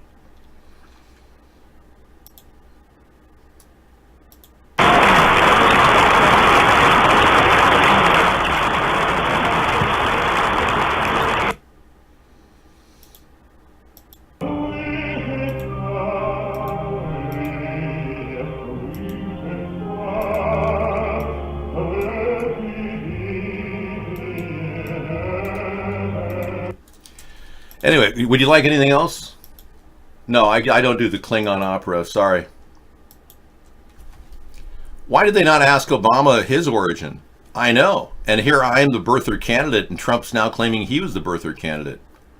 I can't imagine. Trump is having a great time in the UK. Well, I think that's wonderful. Except it makes no sense that we should even cater to this ridiculous charade of pomp and circumstance. Luciano Pavarotti, love you too. I know, he's a great vocal master, the deep, the sound, yes. Ping wiggling, what you got? An E-Mic Trump toilet brush with stand. Wow. Orange nylon bristles, 16-inch long handle. Make your toilet great again. Now this is your way of being patriotic and supporting the Trump cause. Having a toilet brush with his face on it could very well change your game. It can introduce a whole new world to you. Yes. And down below it looks good too. The Happy New Year head in the toilet bowl, the flush mechanism. That's fantastic. Fantastic. 16-inch, yeah, toilet plunger, Daryl. I don't want to talk about toilet plungers, not after discussing, crimes against humanity. I can't even forget Abdur Loabni and what happened to him in New York when cops pulled him over. He was an immigrant guy, claimed he was, whatever. They basically stuck a plunger up his ass. Yeah. Caused irreparable damage to his organs. Abdul Abdi is settled out of court, I believe, for $3 million. But the weird thing is those cops are still walking the beat. Last night we showed you some really bad police officers in Pennsylvania beat up a young man, and he literally did nothing wrong. It was a bizarre story where he just got pulled over, and things got worse and worse and worse, and pretty soon they have his head down, bashing his head. They charged him with a crime of assault on a police officer by breaking the guy's hand, the cop's hand, with his head. The cop was wailing on him with his hand on his head. He fractured his hand, and in the process, they're claiming the young man broke the guy. It was assaulted the cop. So they didn't help the young man in the ambulance go to the hospital because he was badly beaten up. They took the cop to the hospital instead with a broken hand. I mean, unbelievable atrocities under Trump right now. This is actually an old film, though. It's like 7 years old. So, but it's been happening over and over again, police brutality in America. Nobody's stopping it. The Democrats aren't saying anything, and the Republicans aren't either, and yet our country is in the worst state it's ever been. Chicago had 10 deaths last weekend, 50 shootings. And Mayor Lightfoot, who wants to open up her state to sanctuary city, unlimited sanctuary city, illegal aliens entering Chicago, she can't control the violence in the inner city of Chicago. How could she possibly invite young illegals from Honduras into her city? What the hell's wrong with that woman? You know, the new lesbian mayor of Chicago? Not Gordon Lightfoot. She's unrelated. I checked it. She's not related to Gordon Lightfoot, but Mayor Lightfoot. Did you know that 1,200 people a year die by cop, and most of them are unarmed in America? Isn't that a terrible stat? That's the truth. We haven't gotten to the real problem in our country, though. Really, the Truth Tuesday should really deal with that.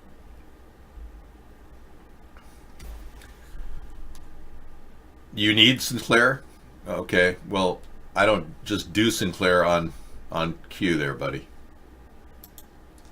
Today was day 2 of President Trump in the UK, day 2. 75,000 protesters in one weird tuxedo. Let's take a look. This is the guy that's supposed to be funny. It replaced Jon Stewart. President Trump's visits to the UK. And last night, the world's cutest White Walker, Her Majesty the Queen, hosted an official state dinner in honor of Trump's favorite thing, himself.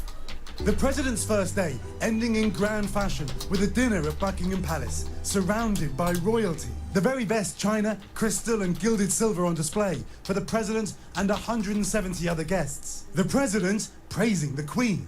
A great, great woman.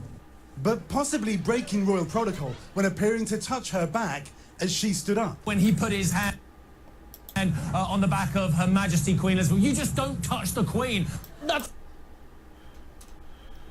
Okay, why not? What is she, I understand I wouldn't touch her either, but yeah. Thank you. Good news. Thanks. Donald News at 247. Okay. Today was... Let's take a look at that. 247.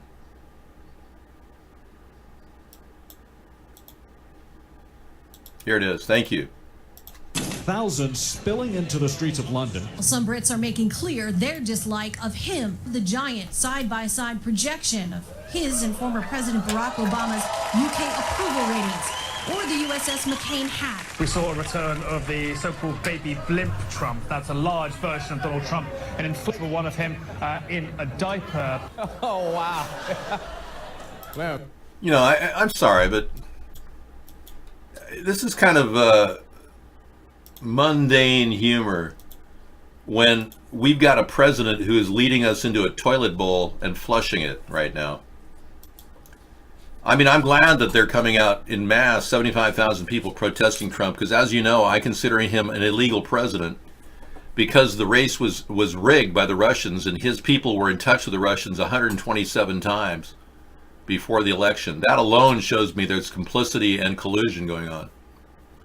But the very fact that we're stuck with the Democrats to try to bring out the impeachment, it's like pulling teeth from a guy who has none. It's like, okay, we're going to take a couple teeth out, sir. Oh, sorry, you're all gummed out. Gummy goes to the dentist. It's the day that Gummy goes to the dentist. That's the Democrats. They have no teeth. They have no ability to do anything. They've become a party of uselessness. But so have the Republicans. They won't even stand up to Trump on key issues like a Mexican tariff, which is going to hurt the auto industry something fierce, and the avocado industry, and the tomato industry. A tariff on Mexican produce may actually be good for our tomato growers in Florida, actually. But it won't be good for us, the consumer. We're going to be paying more for our tomatoes and our avocados. You're having a mozzarella picata alla pasta. Do you want to join us? No. Thank you. Sounds tasty, though. You know, the Democrats are race baiters, and they're white guilt people. All they care about is somehow making up for the fact that they didn't sign the Civil Rights Act into law. The Republicans did in the 60s. The Democrats didn't want to. They were very prejudiced against black people, the Democrats were. So now they're all butthurt about everything, and they want to pretend like, oh, anybody who does anything is a racist, and they're the ones labeling them. When we've seen Hillary Clinton claim that black people all look the same. I mean, that's just horrible. That's racism, pure and simple. Well, we have a diverse country, that's for sure. But unfortunately, we have a babbling idiot as a president who literally is seen as a buffoon around the world. I see you battle. Well, if I don't go out, the thing is, if I buy avocados, I'm going to be, seeing rotten avocados in about a week. So what's the point? I could buy 15 bags and they'd all be rotten in a week. What am I going to do? Freeze them? With lemon juice? I mean, that's a pain in the butt to, I may just have to go off avocados. Oh, no. No. We need you to be on avocados, Dave. Yeah, I like avocados. It's one of the reasons why I still have hair. They're very good for, they're like a superfood.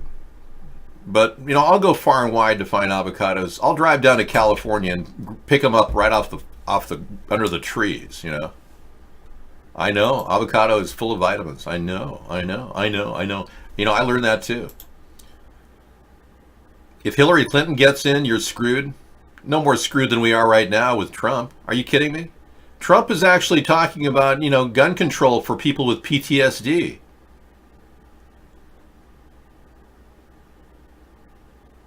Okay, they got nudity policies going on in social media. And 100 protesters stripped and held up nipple cutouts. Let me show you the top section of the nipple cutouts. Yeah, We the Nipple, it's called. Photo crew. To create the We the Nipple demonstration, 100 plus protesters stripped and held up nipple cutouts outside Facebook at headquarters in New York City to protest the social media giant's nudity policy.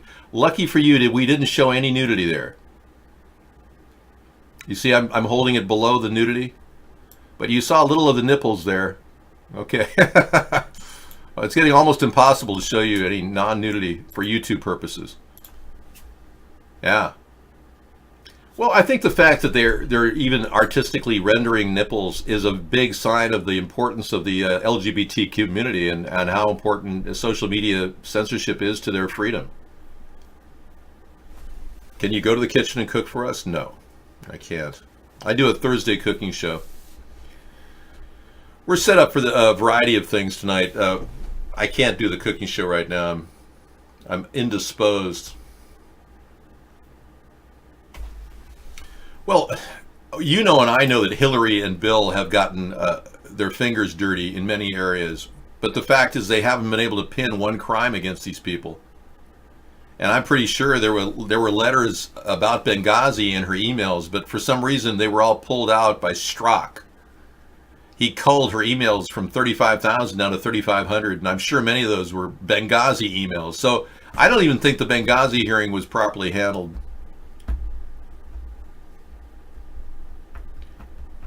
Okay, well, thanks for your personal preference in sex, but why is that relevant in the show? Miley is pretty wild, I'll tell you. I saw a portion of her new video, She Is Coming. Wow. She totally went topless. I mean, she's wearing a fishnet top. It's like, wow. She's pressing the envelope on acceptability. And people want to do that. As long as it doesn't violate obscenity laws, I'm fine with that. I can't show it to you, otherwise YouTube will ban me from this entire network. And if I show you anything with a song like Miley Cyrus, they'll monetize me as well. I'm afraid I can't do anything. I'm only required to show you the news based on the fact that I have nothing else to talk about except saving the country. Mueller's new star witness against Trump caught partying at an exclusive island resort with Bill Clinton. Whoa. Busted again. George Nader testified last week to the Mueller grand jury. He's an advisor to the Crown Prince Mohammed bin Zayed of Abu Dhabi, the de facto ruler of the United Arab Emirates. According to the Times, Mr. Mueller is investigating whether Emirati money found its way to the Trump campaign, which would be illegal. This is an older story from last year, but this guy who it's referring to in the picture with Bill at the club in Orgy Island, he's on the far right, Mr. Nader, has been accused of having kiddie porn on his phone going into the airport. Could you guys pass me that 14-year-old girl? I'm sorry. I was just making a joke. Yeah. So we haven't even found out all that. And you know, Donald Trump is protecting Jeffrey Epstein in Orgy Island. He's close friends with Jeffrey Epstein. So you people that think that Trump is going after the deep state is bizarre. I mean, you have no idea. I mean, Trump is protecting the deep state. You want to talk about creepy Joe Biden? Wow. Yeah, we had one hell of a show last night. We showed a video of him touching the children, and it was shocking. We saw some more weird moments where he grabbed a woman's breasts. You know, Joe Biden, who's a Zionist just like Trump, they're like connected in some way because they're both kind of into looking at young girls and touching them. Yeah. You notice that? Two pervs. In our upcoming election, the two leading characters are Donald Trump and Joe Biden.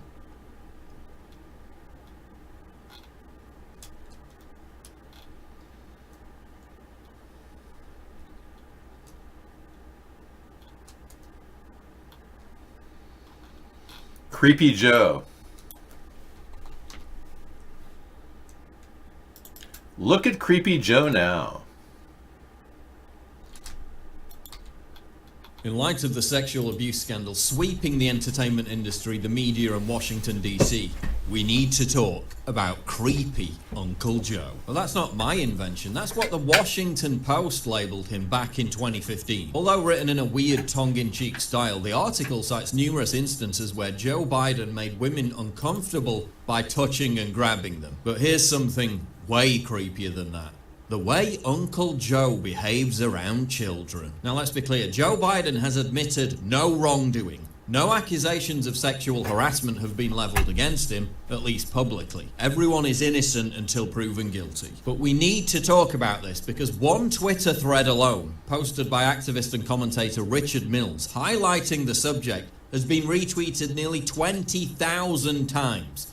This is going viral. Biden is also signaling that he plans to run for president in 2020. Current polls show that Biden would beat Trump. This could become a major issue on the campaign trail. So let's take a look. This is probably the most famous example. Biden leans uncomfortably close to a 13-year-old girl, whispers something in her ear, then tries to kiss her as she instinctively jerks away. Now in that case, he actually, we do have audio of him saying, do you know how horny it made him feel to stand next to a 13-year-old? He actually told her that. And then he said, you ought to find out about the film he made with his daughter, Ashley. We want to know about the film you made with your daughter, Ashley, Joe. He just doesn't know when to stop. I mean, I think there's a problem there that needs to be addressed.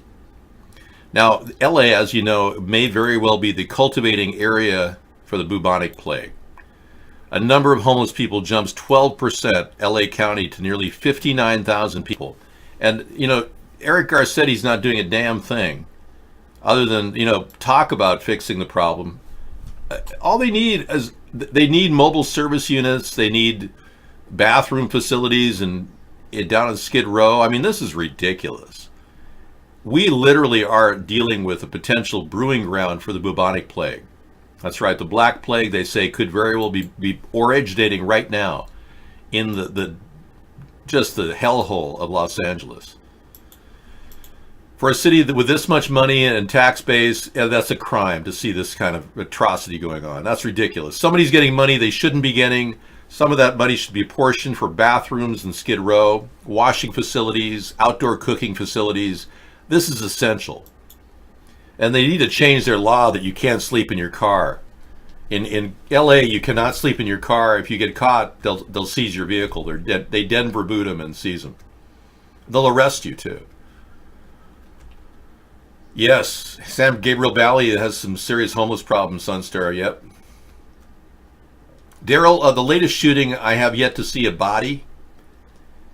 And there was a serious search for one of the victims. Didn't pop up as somebody who lived in that city of Virginia Beach. We've seen a lot of that. No bodies. No. One guy had looked like squirt fake blood on him. That's the only blood we saw. I seriously think that they did another crisis event and went public with it, trying to make us fearful of guns and dangerous people. The weird part about the guy that supposedly the municipal worker that went crazy and apparently shot these people, or I should say allegedly shot these people, because it's not apparent. He had a perfect record. He submitted his retirement papers, very nice, in an email. Nothing on there that would indicate that he would go ballistic. So most likely he didn't go ballistic and it didn't happen. Most likely. It was the news today that they have a homeless problem in San Gabriel. It's everywhere. My community is so stupid that they're putting in an entire new revised area near the waterfront. And prior to the revisions that are costing in tens of millions of dollars, they used to have showers that were coin operated. 75 cents would get you one of the best showers you could ever take. No, they got rid of the showers. Nobody's going to have a shower.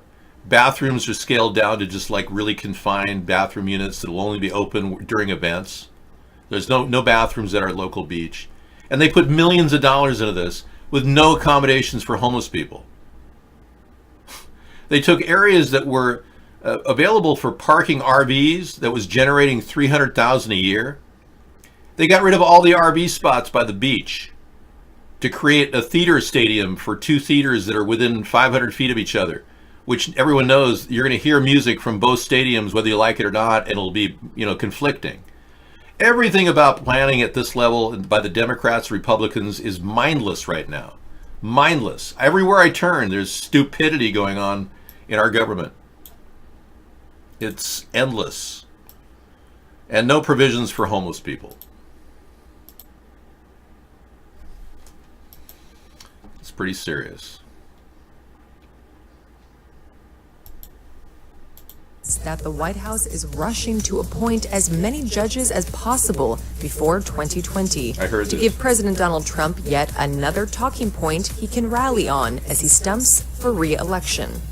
Trump's team believes that stacking the judicial system with conservative judges galvanizes the base, demonstrates his ability to follow through on a 2016 campaign promise, and will help win over crucial 2020 states like Colorado, Florida, and North Carolina. And Trump himself is convinced that judicial appointments are central to both his legacy and policy agenda, as he has pushed for young judges who can serve for decades, according to former administration aides, close White House advisors, and those familiar with the administration's judicial plans. I heard it's even worse than that. I heard he was stacking the courts with Russian collaborators. I know. Russian collaborators. Yeah, this is serious. I mean, that's what I heard, that there is beyond belief. Now, according to Vox, an article I published, or excuse me, I put on Twitter, I didn't publish this. Vox has a story that Trump admits he's relying on the courts, not Congress, to change policy.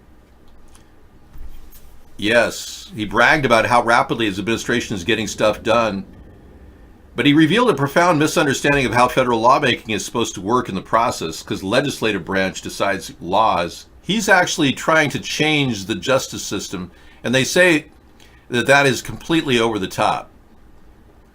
It's just a really good detailed explanation of how Trump has given up on dealing with Congress on legislation. He's just trying to outlaw everything Congress does.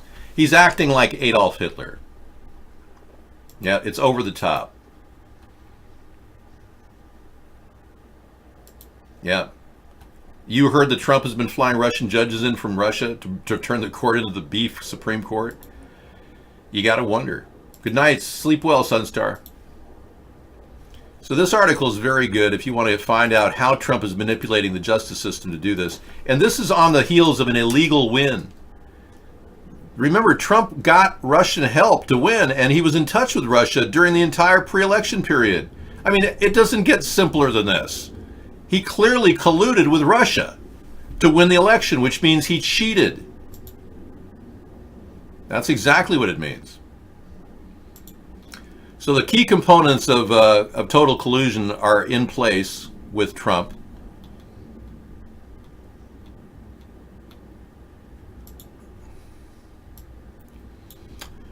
Yes, he has in fact cheated in the election to win with Russia's help, and in fact misused power as he stormed around the White House with the intent to commit obstruction of justice. Whether he did or not is irrelevant. The intent is there, and that alone should make you wonder. David, do you think if a person works hard all day, they should be able to come home and get stoned? Yeah, why not? We should legalize marijuana so you don't have to do it illegally. No, not at all. Trump is unfortunately a fascist trying to hijack a system that still has democratic action in place. Hitler didn't have that. Hitler had something close, though. There were 16 or 17 parties when Adolf Hitler was selected to be Chancellor of Germany. Handpicked to be the leader of Germany. So they had what appeared to be a democratic assembly of parties, but it's not quite the same. They didn't have laws like we have to ensure our freedom of speech and our right to bear arms. Hitler bypassed those laws to get rid of the Jewish armaments and made it ready so that they could have Kristallnacht and send them all to the rail cars where they were sent to Gestapo territory, concentration camps throughout Germany. Not at all. In fact, it was rigged in favor of Barack Obama when they won that election, and now it's rigged in favor of Trump when he ran this election. What don't you understand about how they're working both sides against the middle? Just use those two terms in the same sentence. Both sides against the middle is what's happening. They're dividing the country. It doesn't take a genius to realize that. You people who are still in the alt-right position and you say, oh, you're just coming out against Trump. No, actually, I dislike both parties. And I think Nancy Pelosi is deep state, and she's working for some pretty powerful people by trying to stall the impeachment process. You should be thankful that Pelosi and Clinton are trying to stop the impeachment process, you Republicans. You should kiss Clinton's ass for doing that. Yeah, literally. And you Republicans are so greedy that you just want money and power. So you don't care if you cheated to get that. You have no ethics whatsoever. No kidding. The Australian government is paying Al Gore $320,000 to conduct climate training as rare snowfall hits in Australia. They're dividing our country. That's how they do it. If you fall into the category of hating Democrats or hating Republicans, you pretty much are part of that dividing of the country. I don't hate Republicans. I just wish they'd wake up to what's really going on. They're being manipulated. I could certainly talk about LGBTQ. I'm not in favor of it. I'm a centrist. I don't support LGBTQ because I'm not a Democrat. Yeah, here's a story. Australian government pays Al Gore $320,000 to conduct climate training. Taxpayers in Australia are going to fork over $320,000 to Al Gore's private fund. Communicate the urgency of the climate crisis. One person, Alan Jones, says it's not believable that the Queensland government can be so awash with money as to bring this hypocrite Al Gore to Australia for a conference. Australia is simply a soft tyranny state of the City of London. They still work for those people who are deep state and New World Order Zionist puppets. The Windsor family, or shall I say the Mountbatten family, who created their name out of thin air, are Zionists through and through. They were part of the big plan to put Hitler in office, in case you didn't know. Hitler was a Zionist. Joe Biden is a Zionist. Trump is a Zionist. You do the math. We're headed toward another Nazi regime in America if we don't stand up and stop this with a third party. It's that simple.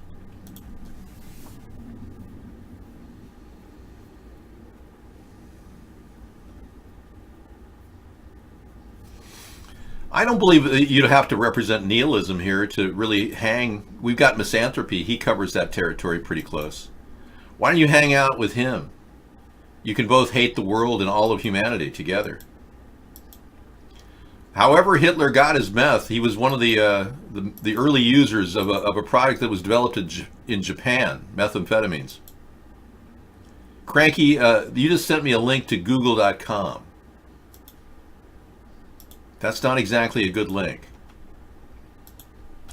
Trump is a Zionist. He read Hitler's speeches when he was young. That's why he embraces Israel. Hitler, his goal was to create Israel. You didn't know that? That's why he killed 6 million Jews, or allegedly killed 6 million Jews. Hitler didn't even want to kill them initially. He was talked into it by a mullah. Yeah, Netanyahu clarified all this. A Muslim talked Hitler into killing all the Jewish people, but what they wanted to do is send them into Palestine and have them populate. Hitler's original plan was to send the Jews to Palestine and take over Jerusalem. I'm amazed you didn't know this history. Anyway, I'm not going to spite you for that. One person, Netanyahu, is an expert on the subject. I'll let him tell you. He's fighting for re-election right now, so...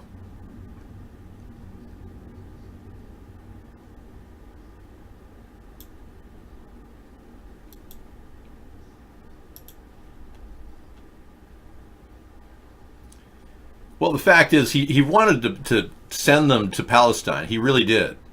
I'm not trying to defend Hitler at all, because I felt that he's a terrible despot and an evil man.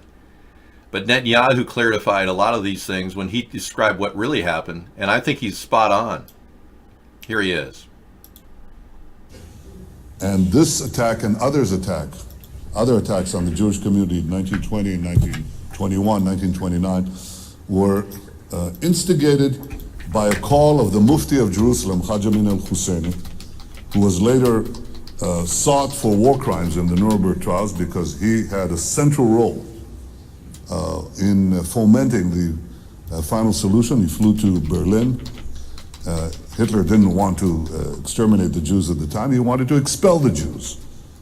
And Haj Amin al-Husseini went to Hitler and said, if you expel them, they'll all come here. So what should I do with them? He asked. He said, burn them. And he was sought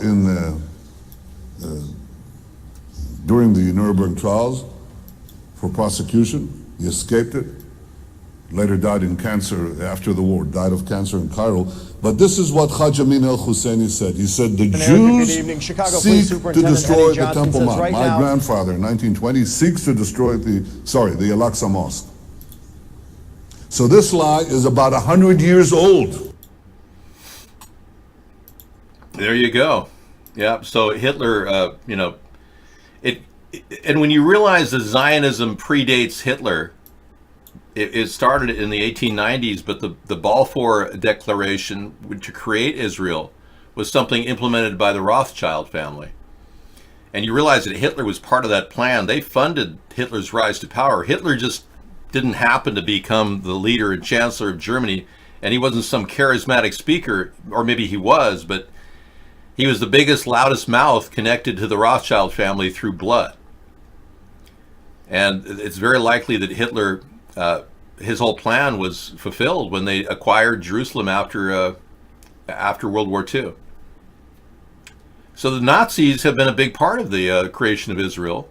And the Ashkenazis have transplanted themselves in the United States and have been a big part of the buildup of our synagogues. And a lot of the money that AIPAC gets comes from Ashkenazis, much like Hitler was a Nazi, and they were also Ashkenazis. Himmler, Goering, all of the Hitler's core group in the Gestapo and the SS were Ashkenazis. And many of them decided they didn't want to be Jewish, so conveniently were Nazis during that time period. But after World War II, the reason why the Nuremberg trials did not kill more than 29 people was because many of them fled the country claiming to be Jewish. Many of the people that engaged in Nazi activities of persecution of Jews then wore the tag Jew and now have integrated in our country as Ashkenazi Jews. So we have a lot of Nazis in our country and former Nazis. I went to school in high school with a young man whose father was a Nazi. And I often wonder, how did he get in? How did he come in here? He was in the Nazi youth. How did he come in here? Well, he was an engineer, and he worked at, I think, Rockwell or Northrop or something. And they brought a lot of German engineers into this country. And I had a chance to meet this guy. And he was certainly a decent person. It didn't seem like a bad guy. But he spoke with a Nazi accent. He spoke like this. And everything was just like German. The reality is you've reduced the word intellectual to what you understand. So everybody's an intellectual to you now. Yeah. The larger your platform, the more people think you must know what you're talking about. Yeah, maybe. The fact is, Trump is bad for America. He's already turned our neighbors in Mexico angry against us. He's forcing Obrador, the new president of Mexico, to do things he can't do, which is limit the people that come into our border. He's asking the impossible, and there's no way Obrador can do that. So Trump is engaging in very, very reckless behavior with his mouth, and it's costing our country and the world dearly. You'll see. Time will tell. A lot of you Trump supporters are going to realize that our economy is not going to like Trump in the long run. He doesn't come to the table with any new excitement or new ideas. He's strictly a guy who liquidates companies because he's really greedy. But the stock market, on the news that Donald Trump is embraced with the UK and kind of closing the deal with the New World Order, has jumped 512 points. So the good part is Donald Trump is doing whatever his puppet masters tell him to do. The bad part is he's still wreaking havoc in our country in the backside of this. So with no new deals struck with Mexico or China, the stock market rebounds on the news that Trump is having a good time in the UK. That's about the size of it. We'll see what it does next week or tomorrow.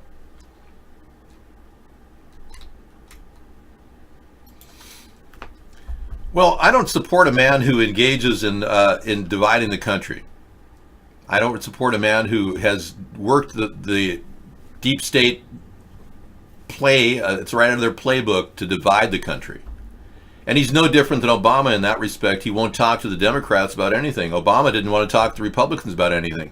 We basically have Obama too with Trump. And now he's doing the same damn thing Obama did, is wanting to send illegals to sanctuary cities, and he thinks it's his idea. I mean, you couldn't be more incompetent and run a country like he's doing. Or shall I say, not running it effectively. Cranky Beans has a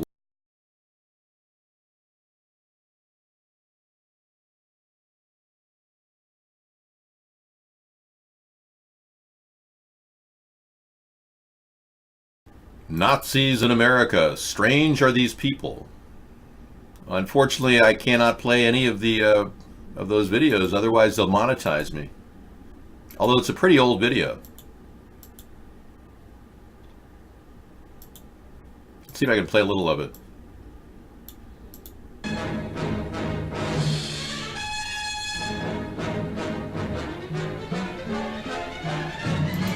Profane the human heart.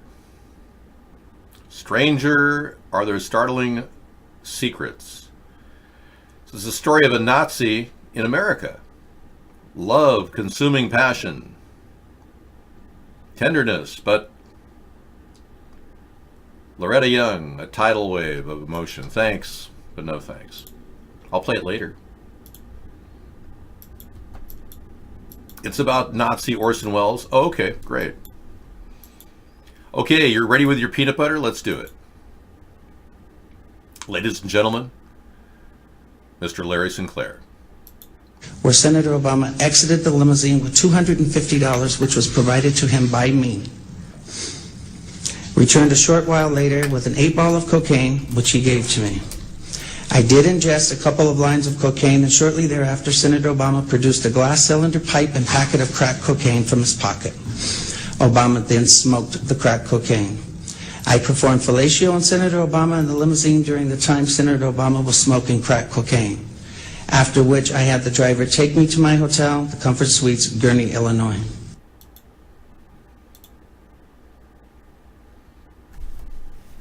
Thank you very much, Larry Sinclair.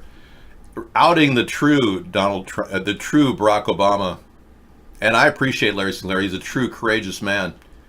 He obviously was a homosexual, yes. All right. Yeah, I'm wondering why you're using peanut butter in that episode. Are you training your dog to do something special? The guy gets weirder by the day. Okay. Got a couple stories. Don't want you to miss the excitement. It's happening. Quake swarm unleashes 400 tiny temblors on Southern California. What does it mean? They're just getting ready. Maybe it's harmonic motion, and repeated motion like that could trigger a massive earthquake. Watch the simulation of an 8.0 earthquake striking California. Boom. Boom. 8.0. We're talking just leveling everything. Just terrible. Trump doesn't cause earthquakes. His uncle Trump. Yeah, Uncle John Trump can cause earthquakes with weather modification tools. Look at the reverberating effects all the way down to San Diego. Yeah, this has been a simulation provided to you by Kim Olson and Huifeng Kuhl and Thomas Jordan, Kwang Yong Lee, Jun Zhao, Patrick Small, Daniel Roten, Jeffrey Ellie, Dablisward Panda, John Leviska, and Steve Day. And Philip, I don't need to read the credits here, Dave. Thank you. A family pushes for answers in cases of 50 strangled women. Some blame a serial killer. Let's take a look. CBS Chicago. There is just not enough information to say a serial killer is responsible for killing and strangling 51 women. But until arrests are made in any of these cases, the victims' families will continue pushing. Each flyer a different name, each location a story of tragedy. Posted near the spot, a Chicago woman was found strangled and left for dead in alleys, abandoned lots, and trash cans. This pole right here. City sanitation workers found Ricardo Holyfield's cousin, Rio Renee, in a garbage bin last fall. If something don't get done, it's gonna get worse. CBS 2 investigator Pam Zekman has highlighted over 50 unsolved strangulation and asphyxiation murders that has some asking if it's the work of a serial killer. People keep dismissing this because of these women's backgrounds. Thomas Hargrove of the Murder Accountability Project identified a pattern dating back to 2001. Disproportionately, these victims are women who have had a history of sex work and who have had a history of illegal drug use. Clusters of women on the south and west sides found strangled, their bodies discarded outside, their cases still unsolved by Chicago police. You know, this is the same kind of a thing that happened in Detroit. A person was completely, it killed like 17 women and strangled prostitutes. They're easy prey for serial killers. Yeah, they lure them in with a deal, and then all of a sudden the deal turns into death. It does seem like 50 deaths does lead me to believe that it's a serial killer. You know, our police force is more like a farce. They don't investigate a lot of murders. They don't investigate the real crimes because, frankly, police officers, if you have a higher IQ than 107, you don't join the force. So even the detectives have lower IQs. They don't have the mental acuity to go after a real criminal. A lot of the people at our detective agencies are just bare minimum. And that's why they don't pursue real solid investigations into the death of various celebrities as well. There have been numerous celebrities that should be investigated. The death of Anthony Bourdain, Kate Spade should be investigated. It looks very suspicious. Chris Cornell, Chester Bennington, all very suspicious deaths. None of those, I believe, were suicides. Sarah is back in the scene, and we are right here ready to talk. Everybody evacuated out of there. It's like they got rid of the room. It happened again tonight. Yesterday or just tonight? Tonight and yesterday. It's like they eliminated the room. They're doing some sort of a DDoS attack on our backup room. That's all I can say. We're still investigating it.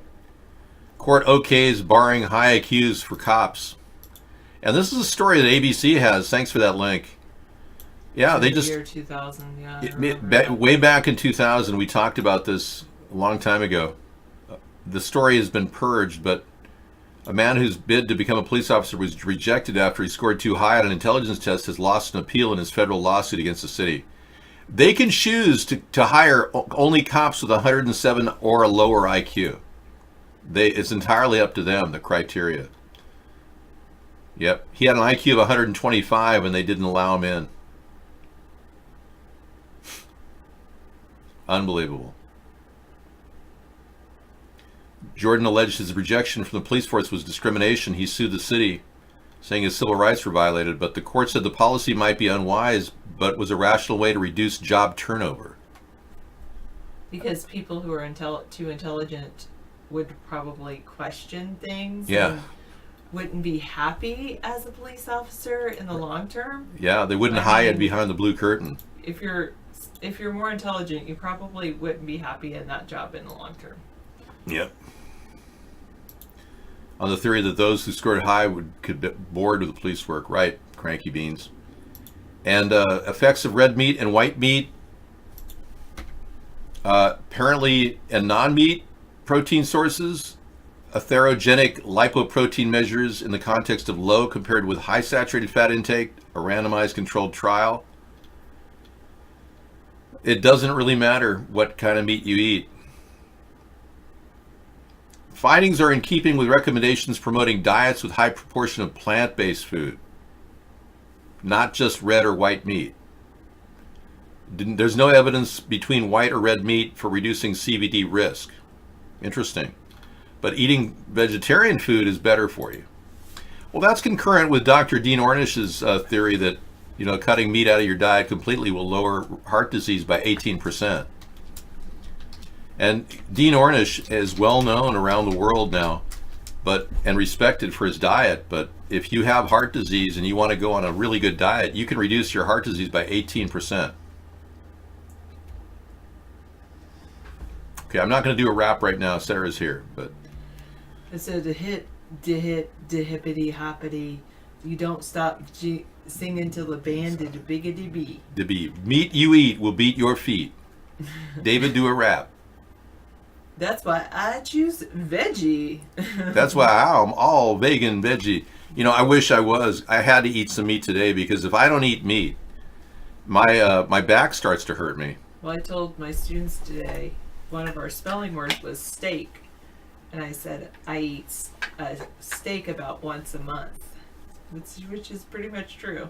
Yeah, that's how often I pretty eat much. steak. I mean, they say less than 6 ounces of meat a day for men, relatively speaking. I try to avoid it more than 6 ounces in 3 days. So it's just not into bacon either. I mean, pork is starting to freak me out.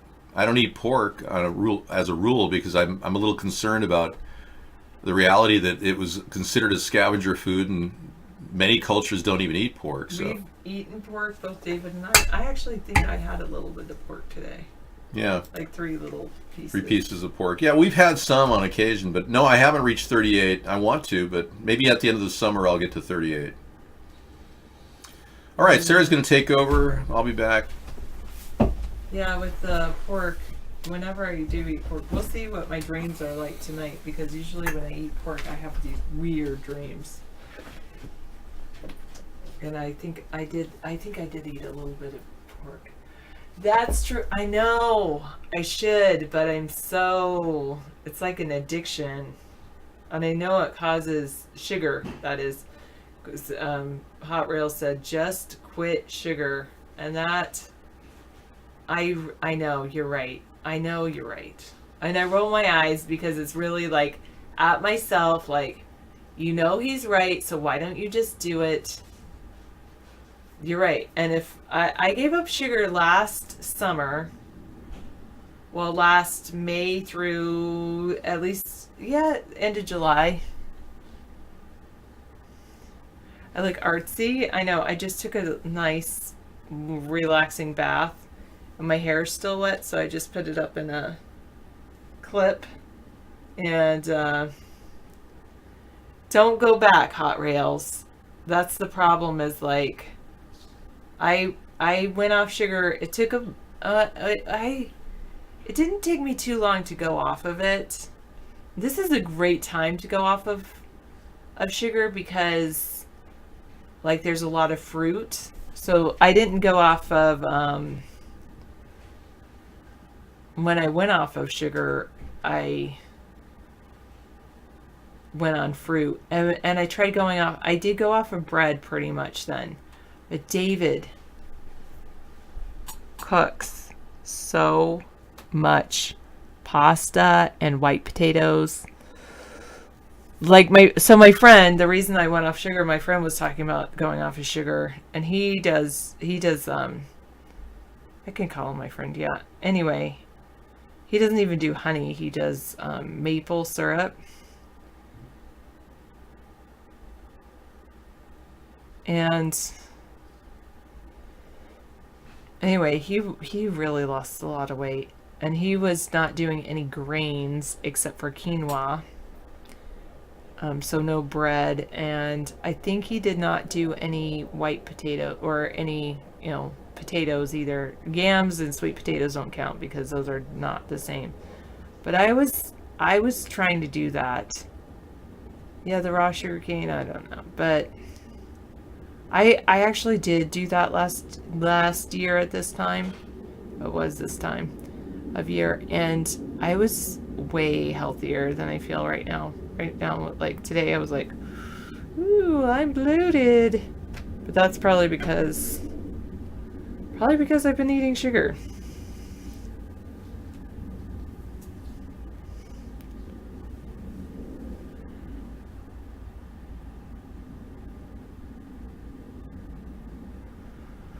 So, okay.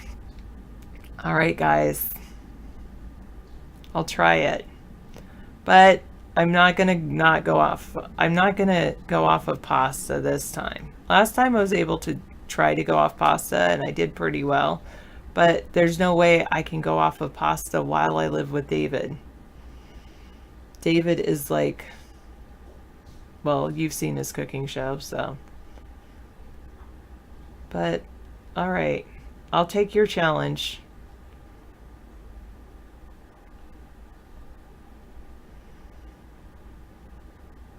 Can I do it on the 6th?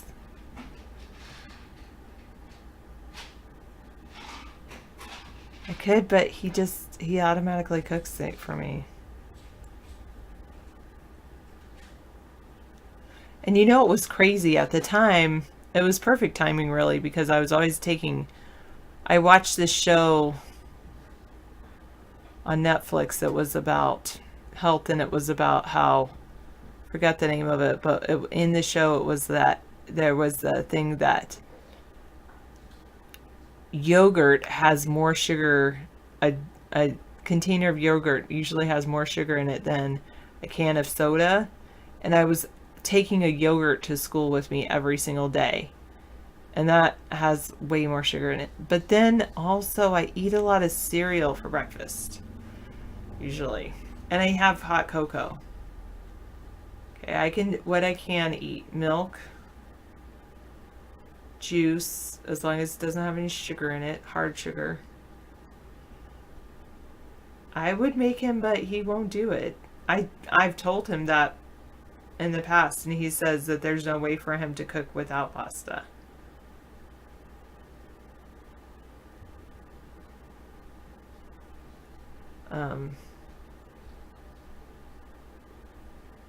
Fruit. I think I will continue to avoid bread. But you know the thing is that I was healthier because my downfall is pizza. So I can do that. I can go off pizza as long as I can still eat cheese. That's okay with me, because that's really the only part of the pizza I really like is the melted cheese.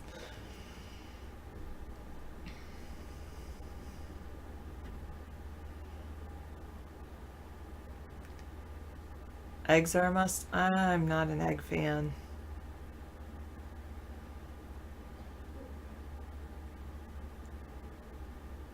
Yeah, well, he's more of a, what's the word? David's more focused on saving money. The China encourages the social credit incentives.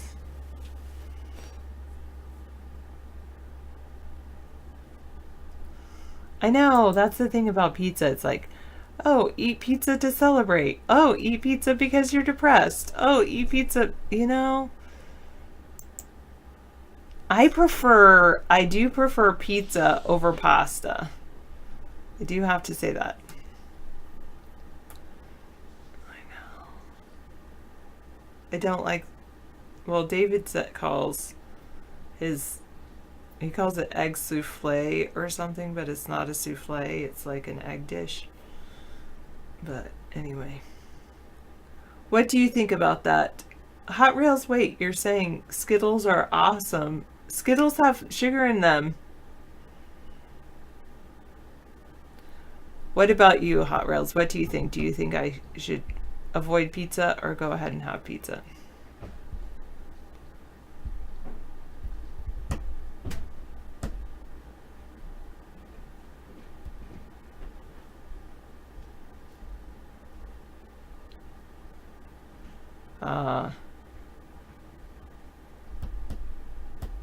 I look okay the way I am. I don't need a diet. Oh, I just feel...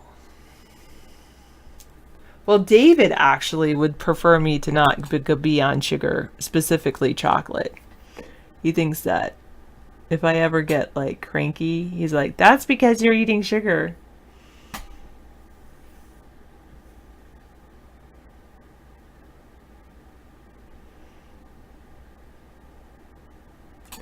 So I agree, I don't need a diet, but maybe I should just stop eating the chocolate.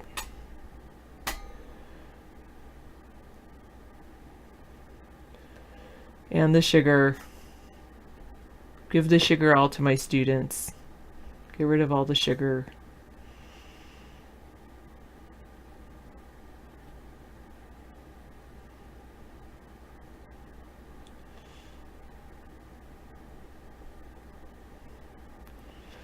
Sugar, yeah, chocolate and pizza. That's my, like...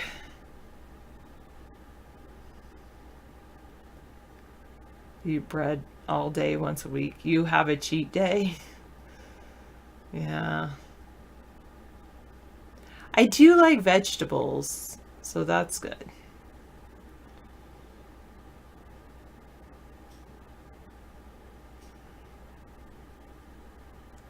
But you're right, I don't need a diet. But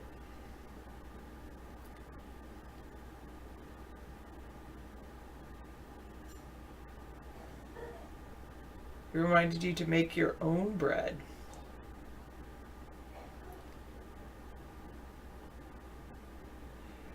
Yeah, if you make your own bread, that would be good.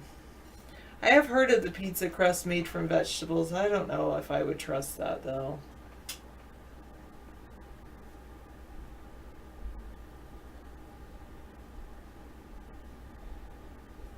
Are they mini Twix or, like, big Twix?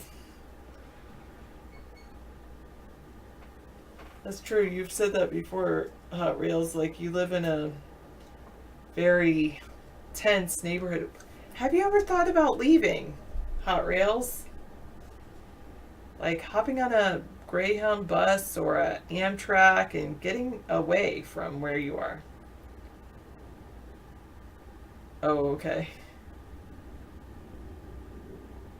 Well, anywhere. It sounds to me like anywhere except where you are might be better. You have stuff, well, you could put it in a storage.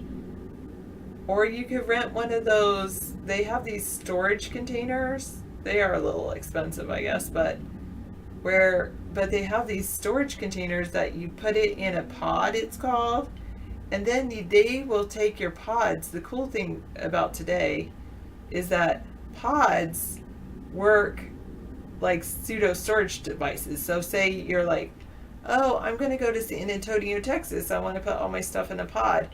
And you rent a pod, they drop it out at your house, you load it up, and then they take it to the storage facility in San Antonio, Texas. And then you're like, you went to San Antonio, and then you can actually access it like a storage facility, right, until you're actually ready to unpack it. Yeah, I just think maybe at least a vacation, Hot Rails. You need to see what else is out there.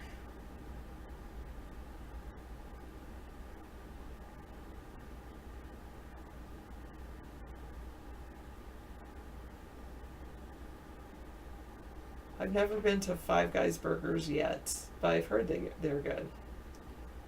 Cranky beans. Are you cranky because you eat beans?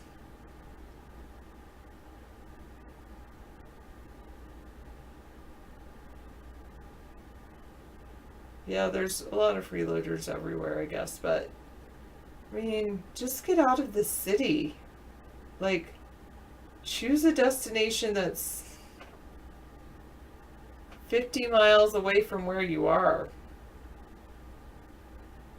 Well, that's to be expected everywhere, right? Except for me. You have to find a hard-working woman. You should be the first question to do. A hike, bike, just go out and chill out at a coffee shop.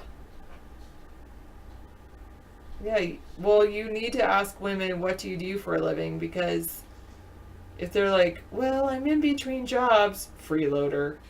Well, I live with my parents, freeloader. I just got out of a relationship, freeloader.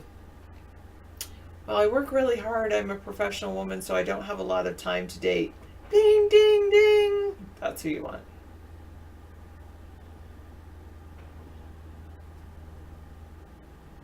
Yeah, you should go hang out around people. Choose it. Find all the cities that are like 50 miles away from you. Go over there. Hang out at a coffee shop. That way you can drive back. You know, that's like an hour away. If you're driving fast. Maybe an hour and a half. And then you can come back that evening. Yeah. Oh, yes. First question, what do you do? Second question, oh man, do you have any college debt? Do you have any debt? What's your philosophy on money?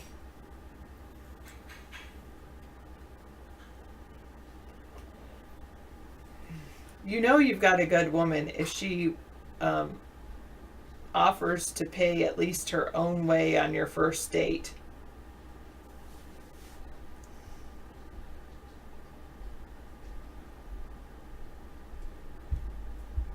Yeah, that's where I fall short, Hot Rails.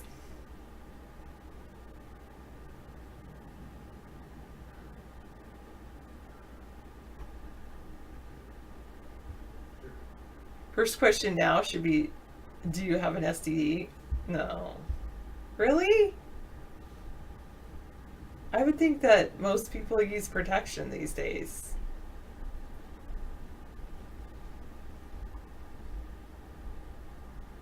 Well, I agree that the man should pay, but if a woman offers to pay her own way, then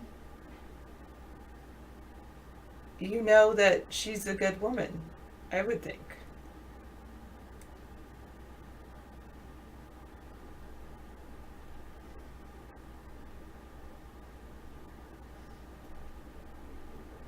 I don't know. I mean, if somebody asked about, yeah.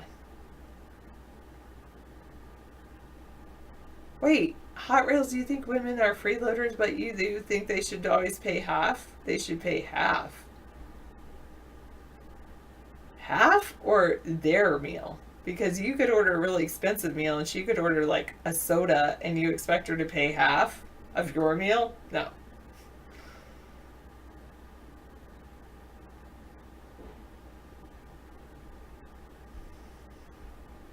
Well, I don't really think that way, Busy, about freeloaders. I think that it all depends on what you want in a relationship. If you want a woman that's hardworking, that might not have enough time to spend with you, that's different. If you want a woman that stays at home and you take care of the woman, that's up to you.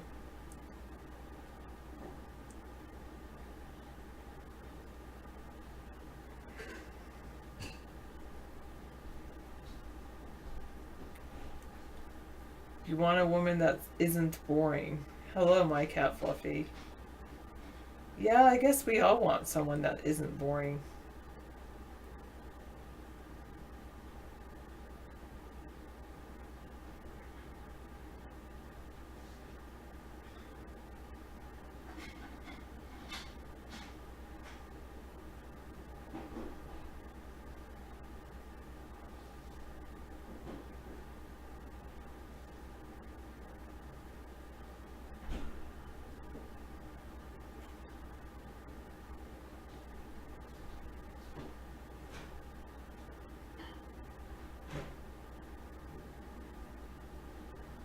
Well, I've tried that before, Crinky. It doesn't always work.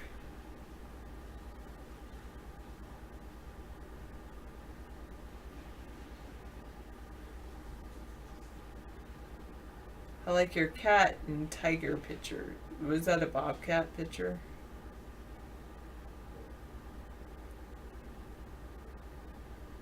All right.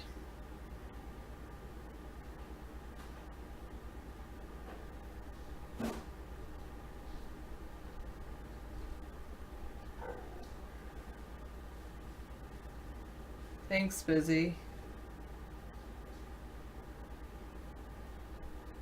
It's not the traditional course, but I like working. I like having my own assets. I don't like being beholden to anyone.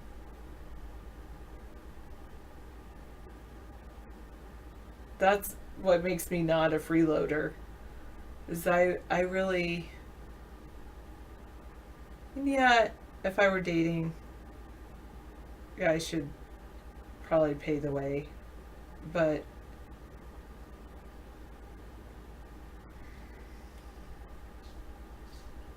I don't like it to get to a point where I feel beholden to someone. He does a lot of work. David does a lot of work. He just doesn't get paid for any of it. No.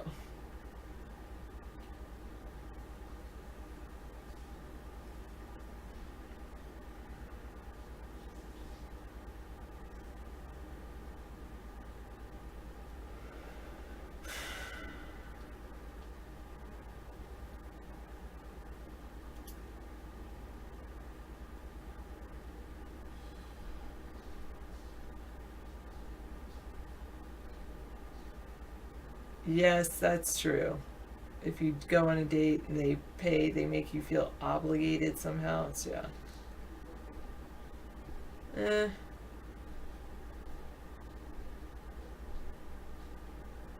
Well, mine's not Busy, so, and we are in a relationship.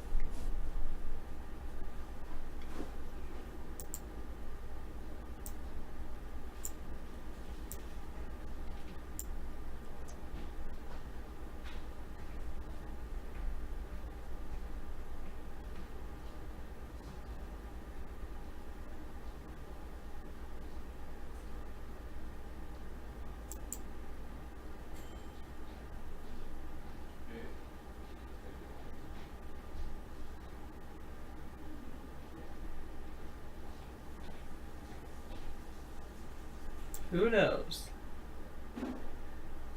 Michael Cohen is being treated like a celebrity in prison. According to the Daily Beast.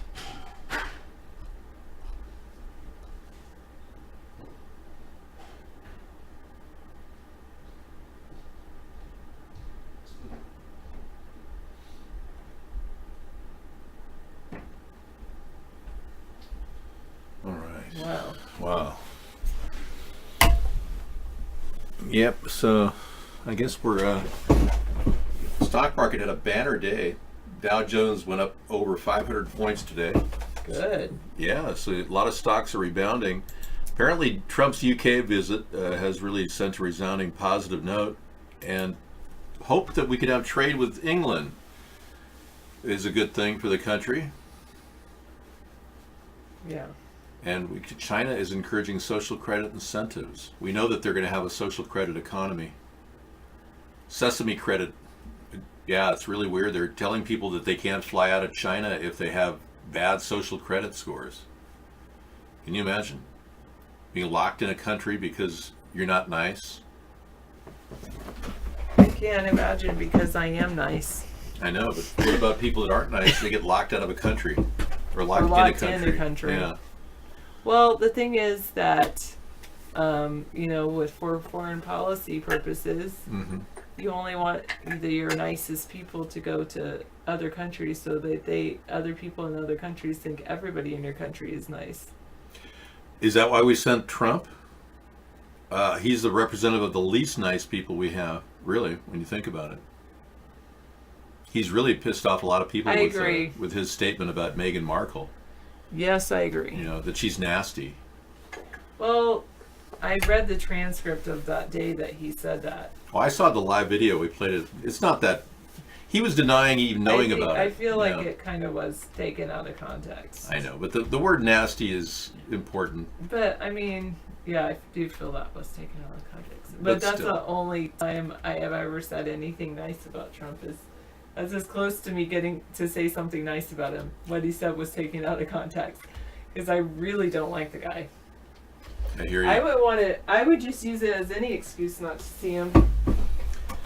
I know, and I think I did compliment him by saying he handles pressure pretty well. I will say that. He seems to deal with pressure very well. I'm sure even a psychologist would sign off on that. He handles pressure. As long as he gets his way, he's doing great. He's a very rude person, yeah. But then I get, if you grow up in New York, you're going to be rude. You got to understand the source of that rudeness. Trump is a guy who likes money. We put a greedy guy in the most important position of the country, and we allowed him to just make money on the side. And we're not even stopping his conflict of interest deals that are going on with China. It's unbelievable. So he's dragging our foreign policy down with his business, which is losing money hand over fist, with his sons running it into the ground. So yeah, Trump has got some issues.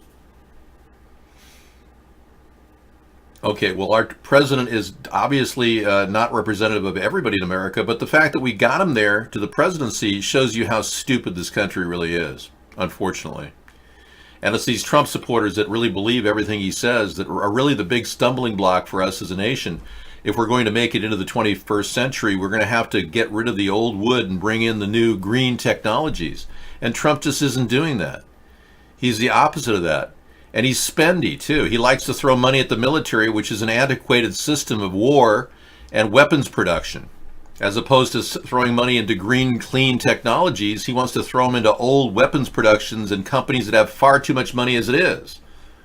I'm speaking of companies like Boeing and Lockheed Martin that continue to act like, oh, we're just milking off the budget, but don't mind us. We'll down a few planes and end up killing 346 people with a recent Boeing Supermax 8 737 that crashed. So we're making a lot of mistakes. We've got bad people running our country, doling out money in the wrong directions, and it's this lack of fiscal carefulness that has led us to this real brink point where we got to always rely on military sales, and Trump is our guy. We can't shift gears. It's like we're stuck in this mode of constantly spending more money. You know, he has a plan of spending $750 billion next year on military. That's his big hope for next year. $750 billion. It went from 692 with Obama now to 750. It's like, where are we getting this money? Is it growing on trees? Well, I think our country has put us in a very vulnerable position by putting a man of such denseness as into the White House.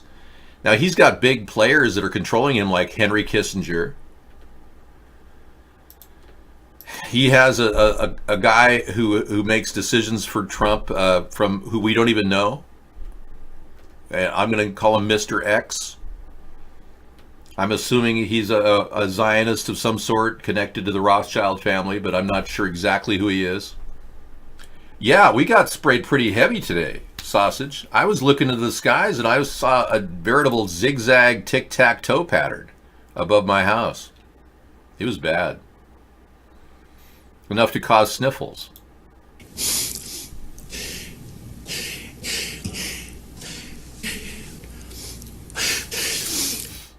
Anyway, it was bad. I'm running air filters all day long. I've been in and out of a air filtered environment most of the day.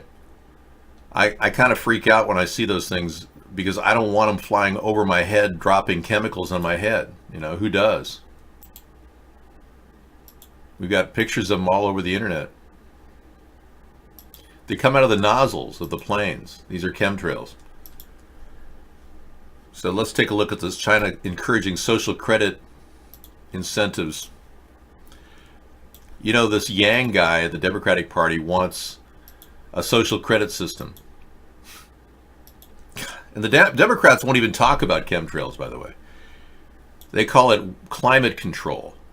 Oh, did you hear? They're going to be spraying these things in the air, and it's going to reflect the sunlight so that the earth won't heat up.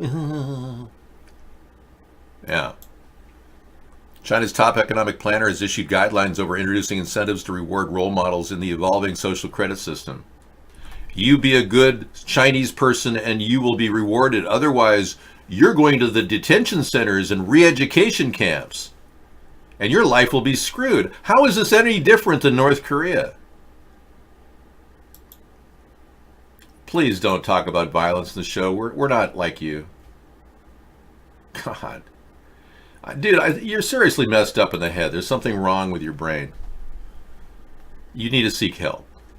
The Hot Rails over here he's crying out. You can see it in his chat. I'm not a chat-dar expert, but I can tell you I do read chat-dar. And I am of the belief that people are crying out in chat sometimes. You know, you can read between the lines. I mean, if I had to put you on a watch list, dude, I'd do that. Simply because I don't know if you're going to be a danger to yourself or others with a statement like that you made. I mean, like, where are you coming from? He asked me if I ever hit a person with an axe handle. I mean, what kind of a statement is that? Are you thinking about hitting someone with an axe handle? Very bizarre stuff coming out of that guy. Whew. Wow. So it took me all of about 50 years, really, to realize that I was thoroughly brainwashed. And I hadn't really understood how brainwashed I was by the public school system.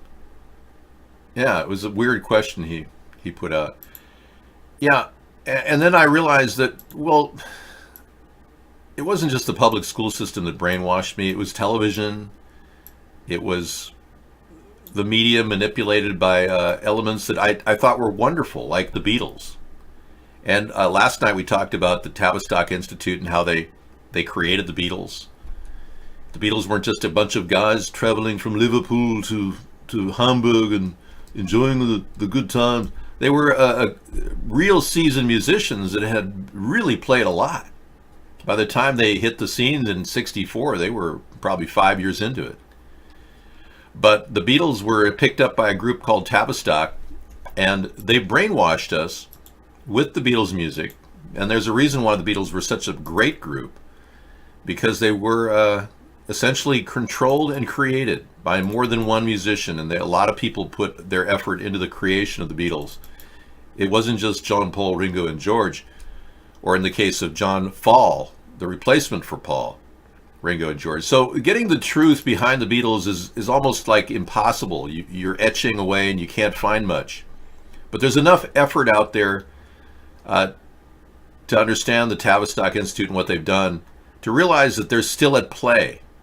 They're still working behind the scenes. Yeah.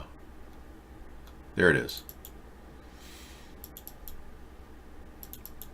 So one person talked about the Tavistock and what their agenda was.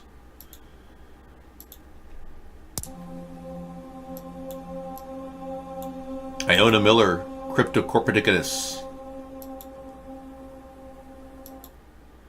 This guy went into detail into the long crisis of terror and consent of the Tavistock Institute of Human Relations. He went out of his way to discuss the origin of MI6 and special intelligence operations.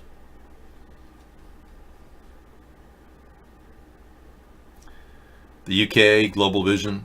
Without Tavistock, there would have been no World War I and World War II. Well, I disagree with that. Tavistock was formed in 1946 and had the intention of solving the same problems that Hitler had encountered with people, controlling them, making them do certain things. And they realized that they could do that with music. And the Beatles were the most incredibly wonderful group when they first started out. They evolved and devolved into acid head drug addicts in 5 years. And it's no joke that our entire society evolved into acid head drug addicts in 5 years as well. During the Vietnam War, this was a time where we lost 58,000 men overseas in a war that should never have been fought. And the young women that were dying from heroin overdoses were all over the place. So some of our aunts and uncles and grandparents died because of this institute that created this drug revolution. And they took a peace movement and turned it into a drug movement. One of the things you talked to me about the other day was the Beatles. Well, the Beatles were the creation of the Tavistock Institute. And you know, you have to go back to your college days on the writings of Aristotle. And I made a note this morning before I came on this program of what he said about music and its influence on politics. He said, emotions of any kind are produced by melody and rhythm. Therefore, by music, a man becomes accustomed to feeling the right emotions. Music has the power to form character, and the various kinds of music based on the various modes may be distinguished by their effect on character. One example, working in the direction of melancholy, another in the direction of femininity, one encouragement, abandonment, another self-control, another enthusiasm, and so on through the series. And what I discovered was that the actual Tavistock Institute took this theme, and they said, we are going to put this into practice. And they did. They practiced it on us. So all the beautiful songs that I still love and I listen to are also ways in which I have demotivated, disconnected. It's just a recording. Don't worry, Rumbaba. Yeah. And I realize even now to this day that, you know, I was so deeply influenced by the Beatles that, and later the groups like the Moody Blues, Pink Floyd, Supertramp, all these great rock and roll groups, even the Deadhead, the Grateful Dead, had a big effect on everybody in America.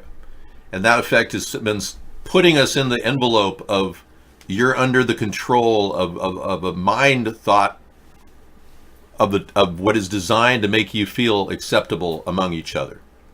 You're all trying to look for luxury items.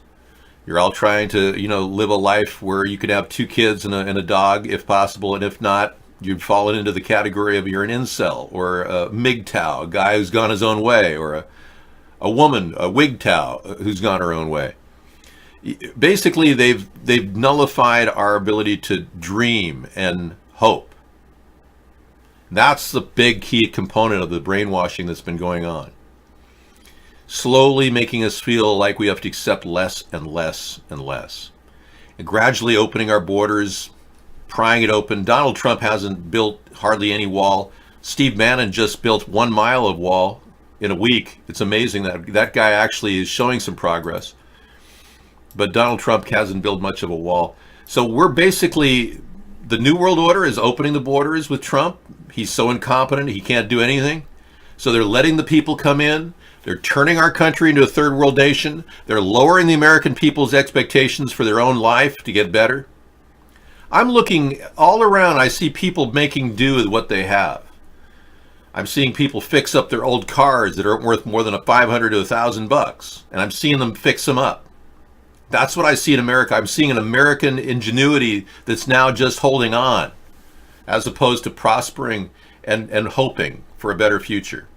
So they have extracted hope from our being. The human race is now hopelessness is everywhere, pervasive. So that's what they created.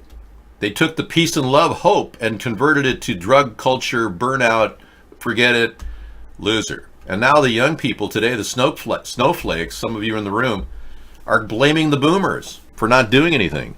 Why didn't you solve the environmental crisis? How come you just sat on your ass during the 60s when you should have been doing something? Well, they nullified the whole population, and they're using tools beyond just propaganda by the Beatles or other groups. They're using fluoride in our water system. They're using lithium sprayed above us in our skies. So it's definitely a plan to turn us into kind of a hopeless mess. Whereas I'm breeding kind of an idea of hope, where we can have solar rooftops and save 30% on our energy bill, and still, afford this by having the government actually put it on the roof and then start making money themselves off the rooftop. We've got a way to fix up houses and offer you guys a place that's decent for $50,000 or less. And I've shown you how we're going to flip houses in the future, where we buy a property for $10,000, $15,000 and flip it for $50,000 or $30,000 to $50,000. But a house like that could be attained if you want to get a $15 an hour job. You can actually participate in it and get points toward a down payment on that house. Within 10 years, $500 a month payments, you'll own the house outright. That's what I'm hoping for America. I'm trying to bring hope to the country, and not just the kind that Obama offered with no real tangible solutions. But yeah, this hopelessness, it's everyone has it now, and I must admit, I fall into the same category. I know, every idea I've created that I'd get for $1, I'd be a billionaire, yeah. Lithium in the sky with diamonds. Fluoride in the water with toxins. Well, that's the thing. And so many of you are taking the advice of some people that, believe that you just put your nose to the grindstone and start working. And you know something? You are going to get ahead. You guys who are working every day and storing away your savings, you will get ahead. But you may burn yourself out before you actually enjoy life. There's that possibility. When I was a kid, I was offered the GE home of tomorrow. And I have it. I actually live in a house that's pretty much the General Electric home of tomorrow. So I had my dream fulfilled. Ironically. I don't live in Calcutta. And I'm lucky that way. But I didn't really expect it to just end there. I expect the world to make better use of its resources and properly get rid of its waste. So I'm kind of burned out on the reality that we're stuck with Trump. He doesn't want to accept change, especially ways of solving the environmental crisis we're all facing. He doesn't want to do anything with Fukushima. He doesn't want to do anything with St. Louis, which has a burning radiation dump, blasting radiated air into the population downwind of it that's dying of brain cancer at a higher rate than our population, 10-to-1 higher rate. He doesn't want to address the terrible problem with water pollution in 610 communities in America due to flame retardant being used by our Air Force and Navy. Navy Air Force. They have it in my area, 10 miles north of me and 10 miles south of me. The water is so contaminated it'll cause cancer if you drink it right out of the ground. It's got 400 parts per million of a flame retardant called PFAS. And what's really weird is the Navy won't stop using it. They're still using it down the field from us. Every day that they want to put out a fire, they just spray it on there and it drips right into the groundwater and contaminates the population. And nothing is being done about it. And we're just one out of 610 communities infected with this terrible toxin.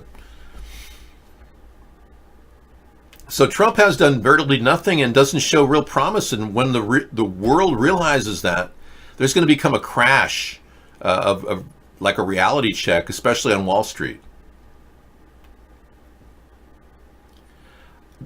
I ran with the idea of a container fence when one of our followers came into our show. Absolutely. I never said the container fence is my idea. I said the 1,000-mile fence is my idea. I'm more than willing to share this idea with others. Sure. I'm not trying to lay claim to the container fence. That's never been something I did. I talk about a 1,000-mile fence. That's what I talked about. And technically, the fence idea was talked about in 92. I was talking about it in 1992. But so is Pat Buchanan and others. So, but the reality is the 1,000 miles that I measured is what I talked about in 08. I'm on record talking about that. And there is... Michelle Bachmann ran with my idea. Trump ran with my idea. And still we haven't seen it done. Trump has yet to do it. So we modified it and realized, wow, containers could be used much easier. And yeah, this is what this is. This is a parlay of ideas back and forth. It's not just my idea. Thank you. Solar rooftop panels are nice for heating water in a home, but rooftop versions can't contribute to regulated electrical grid because of lack of storage. Well, you're lucky I'm around, because I'm going to deliver a capacitor that will store electricity for well over 2 days. So you'll always have a 2-day supply of electricity. Isn't that a great idea? With every solar rooftop idea we want to come up with, we want to put together a capacitor that will actually hold on to that energy for 2 days as backup, emergency backup. And capacitors can last forever. What I'm envisioning is not like the Bloom box, which has enough energy in it to run a house for an entire year, and it's the size of a car battery. I'm talking about a capacitor with technology that takes from the current the concept of storing energy. Could even be a fuel cell technology. Doesn't have to just be a capacitor. But storing energy for a couple days is really the best way to prevent a breakdown. And then we wouldn't have everybody working on emergency crews to get the lines up after a storm. No, they're not solely my ideas, no. In fact, the ocean pipeline idea was something Sarah and I both came up with at the same time from different angles. And at the same time, the solar pipeline concept was being developed in Australia, and to this day already is part of a big plan to create fresh water from passive desalination. We were in touch with that person early on in their development in Australia, but seawater pipelines are not brand new technology. This is a 1,000-year-old technology. You can date it back to the Aborigines in Australia who used large leaves to cover seawater and dehumidify it and collect the waters of pure water on the sides. Evaporation of seawater goes into the leaf, and laying in the sun, it inverts, and then droplets of fresh water come out of that. And people in Australia, the Aborigines in the outback, were able to survive 1,000 years ago using this technology. So it's just the same technology, passive desalination. I'm always focused and serious. But the capacitor idea is my idea. It's an idea of storing for 2 days electricity. We could even use nickel metal hydride batteries and not have a significant degradation over a long, long period. If we use lithium ion, we'd be replacing these things every 6 or 7 years. So I think that a capacitor needs to be developed that would store energy for a couple days. So it would eliminate the whole over budget cost that power companies face every time an outage occurs. The cost of putting up the lines in an outage, it's so great that it takes up 2 to 3 times what the normal cost would be, because they have to rush guys out in the middle of the night and evenings to work on lines that they really shouldn't even have to. Yes, I heard Ebola has been weaponized. Yeah. And you know who I believe is doing the push for Ebola? Donald Trump. Yeah. There's no reason why Trump would have pulled Chad from the list of countries on the travel ban a year ago. But now Chad, people from Chad right near the Ebola outbreak can come to the U.S. without any problem. It's like Donald Trump wants to spread Ebola, it seems. Islamic State claims deadly attack at East Congo Ebola zone. Wow. So now the Islamic State is using Ebola and weaponizing it. The bloodshed added to widespread insecurity that has hampered efforts to contain the second worst Ebola epidemic on record. Goma, Congo, June 4th. Islamic State claimed responsibility for a deadly overnight attack in an area of eastern Congo hit by an Ebola epidemic. The deputy mayor of Beni, in the Eastern Democratic of Congo, said 13 civilians were killed late on Monday in an attack by the Allied Democratic Forces, a group thought to be linked to the Islamic State. The victims were killed by bullets and other by bladed weapons. Mayor Modesta Bakwanamaha has told Reuters. Okay, so aside from speaking in Swahili dialect, which is very rare, I do other things too. Why are they lying to us about lithium lasting longer? Because they're full of crap. They want you to buy new batteries. Look at lithium boil. Lithium ion batteries break down. It's called built-in obsolescence. And I'm glad you brought that up because that's exactly what they're doing. I know, I am not being racist. I am simply using dialect from a small region in Chad. Yeah, well, the World Health Organization is rather toothless. So I wouldn't worry too much about it.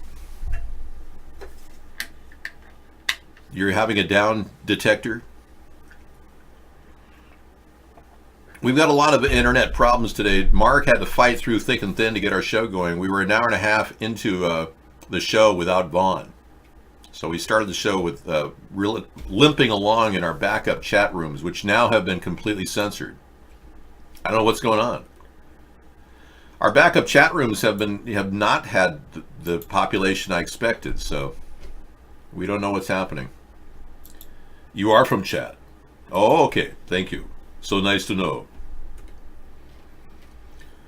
So how do you get in here? You got a travel ban was released and now you're over here. So you're from Chad and you're glad that you don't have Ebola. Good.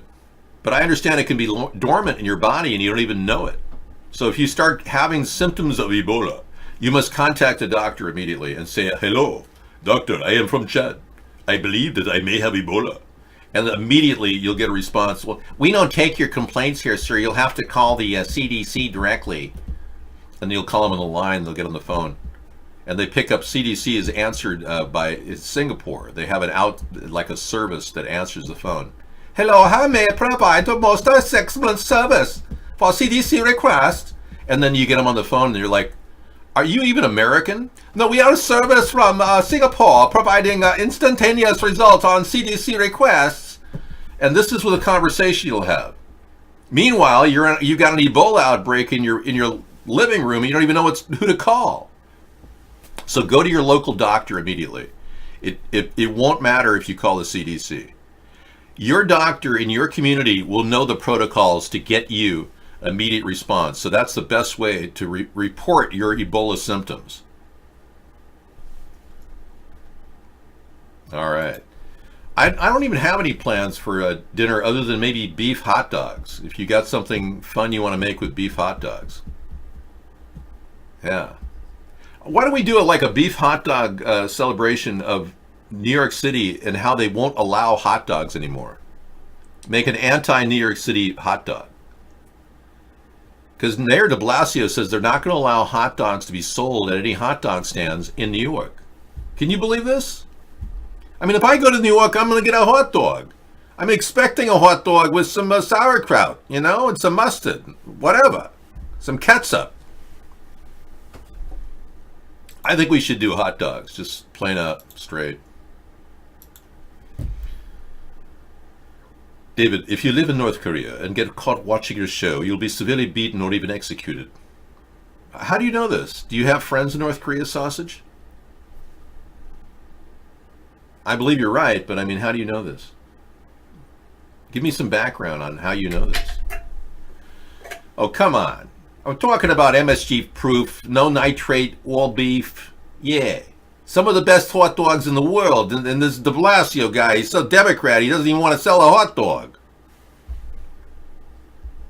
No, they're all beef hot dogs, nothing but the finest. I got them on sale for 50 cents per package. I would love to make a $1 dinner out of hot dogs, if that's okay. I'll work on it.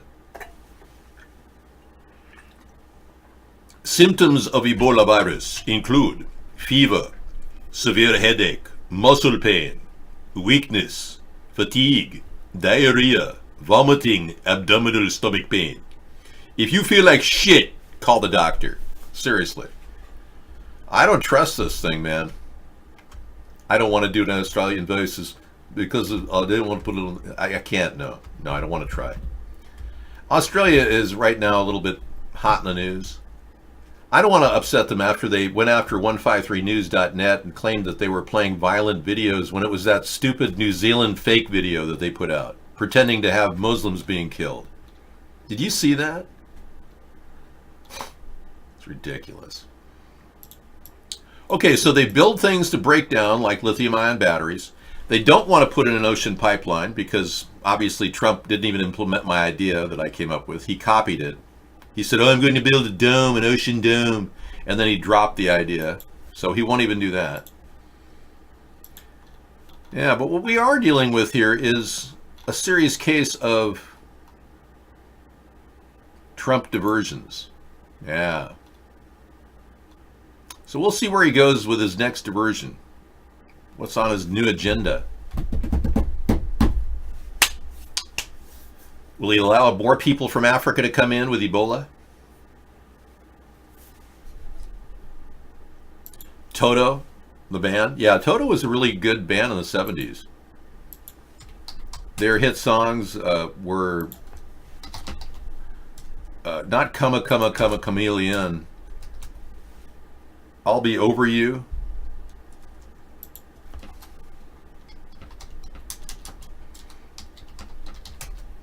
Called Africa. Remember that?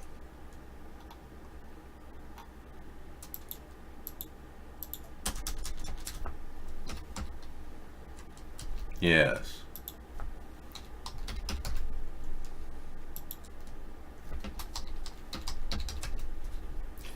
Yes, the Toto Africa lyrics.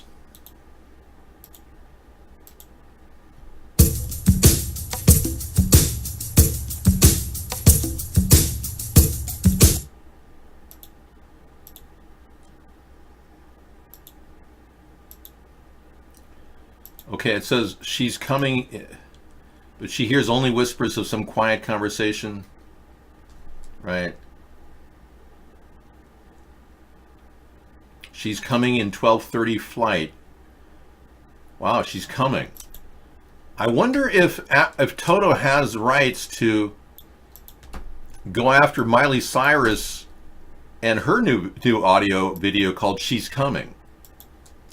Do you think Toto should like file a lawsuit against? No.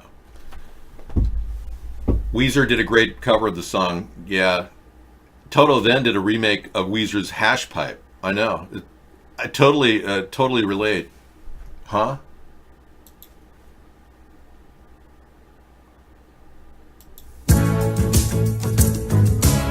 That's all I can play based on the Digital Copyright Millennium Act, or the Digital Millennium Copyright Act. But I'll get back to you on that. Thank you. Oh yeah, we'll play that in the end. At the end of our show. It'll be fun. It'll be like a retro show in the 70s. So the side effect may include doom, feelings of dread, and uselessness. Well, I don't think we need to worry about Trump diversions now. He's having an up day, and I want him to bask in his glory and enjoy his time. You know, I don't have any hard feelings for Donald Trump at all. As long as he's enjoying himself, I can wait in the rears to lead this nation where it needs to go, because right now we don't have anybody who can actually get us there. We've got a guy who likes to watch a lot of porn on his iPhone. We need somebody with a little bit more caliber and purpose. Like me. Yeah. That's right. Dave. Thank you. I am the de facto wannabe president. I don't mind telling you that. I've got a way in which many of you can start to free yourself from the confines of your daily bill collectors calling you on the phone, wondering why you're late on your payment, or the grind of having to work extra hard, get double time so you can meet your minimum payments on your credit cards. Yeah.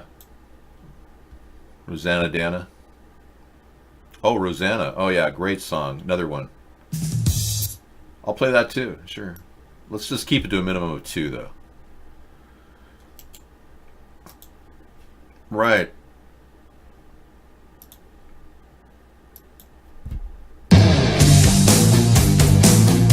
Weezer cover of Toto Hash Pipe. Oh, I knew I couldn't miss that one. Thanks. This is going to be a Weezer Toto night tonight.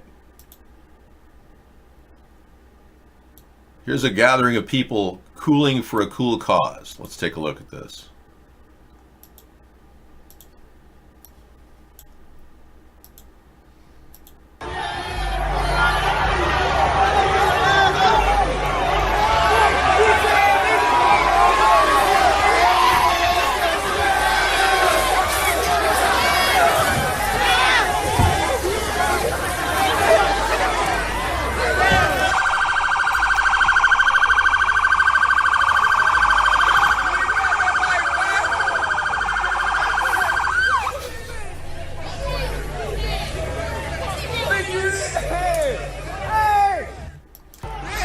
You know, and this friendship building relationship with water gun fights with local law enforcement really has helped communities like this get to know their police officers, you know? Yeah, the water gun, I think the cops should do this more often, is go in their neighborhood just to be sprayed with water guns. It is assault, but if it's acceptable to the police officers to get wet, it's not assault.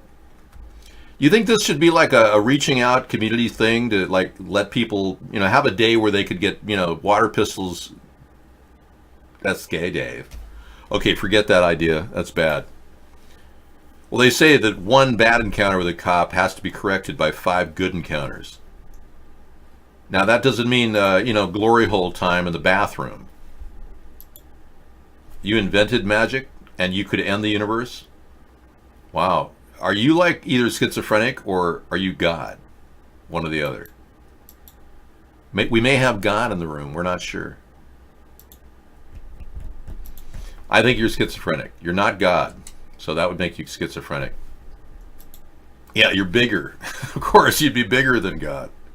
Yeah, a greater force than God. Well, I think we have a schizophrenic in our room. But hey, welcome. Welcome, schizophrenics. Everybody's welcome here. Yeah. Isn't that special? I would urge all, in the future when we legalize marijuana, I want to urge all mental patients to be able to access medical marijuana at their mental health facility. I think we should just start handing out, you know, joint therapy for people who are suffering from mental illness. I bet a lot of them are like, dude, my like hallucinations have like disappeared, dude. Because I doubt anyone's going to be paranoid now that we're legalizing it across the country. Oh, complete. Hot Rails, you're really out to lunch there on your axe handle thing. Yeah. Okay. I'll purge you and bring in What's Happening guy. One moment, please. One moment, please. Good or it's bad. One moment, please.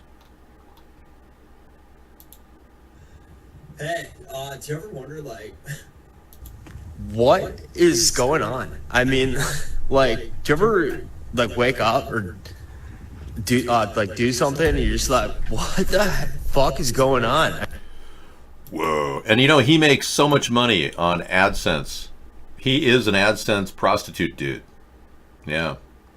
And you can make a lot of money on YouTube if you don't talk about anything important like a third party, like I do.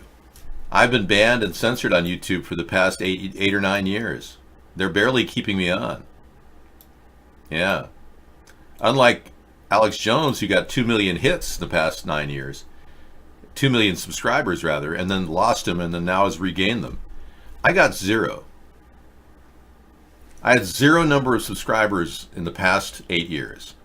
Isn't that weird? People looking at our show, you know, I get 0. The number hasn't moved in 8 years, which shows me that I think they're screwing us over. I have them archived, but they don't give me any hits and they don't give me any subscribers.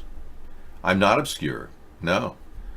Far from it. We've got 20,000 hours of broadcasting under our belt, and we've reached about close to 1 million people in that time period here in the United States and billions abroad.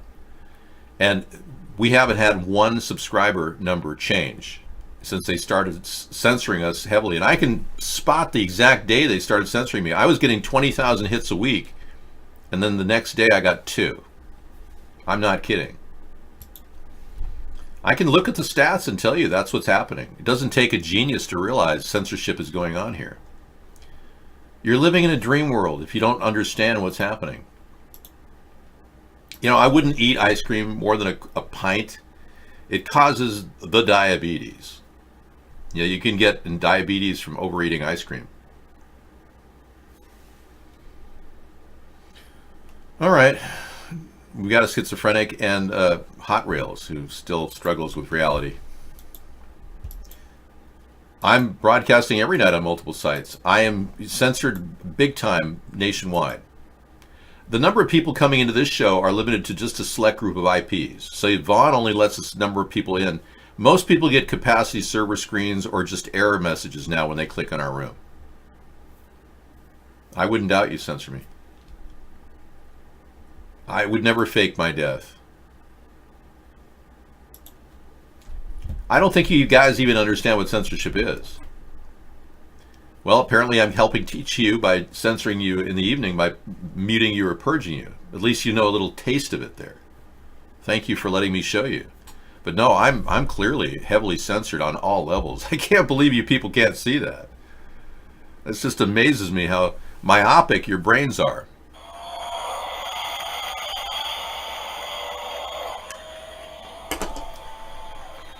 Yep.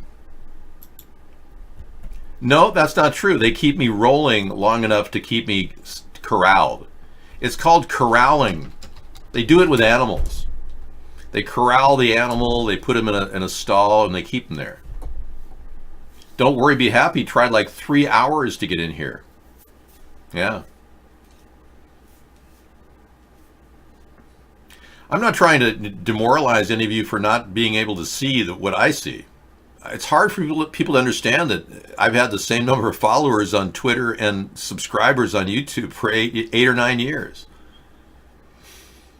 No, I can't go to whatever site and cast. In fact, there aren't that many sites left. You want me to do Putin voice? I don't think I can do that.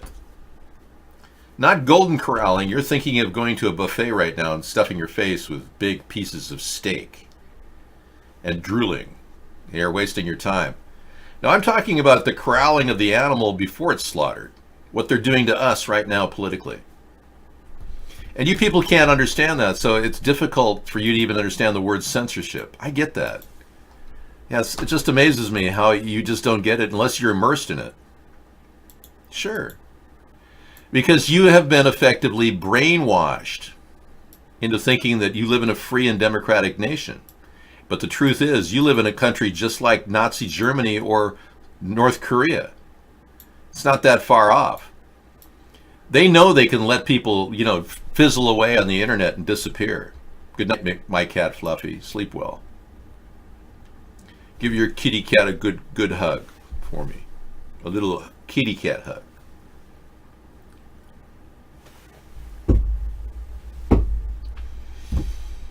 But when I look into the vast dark space called the internet, and I see your little chat on the side view, I realize that you're just that little teeny voice that has no clue, and I read it.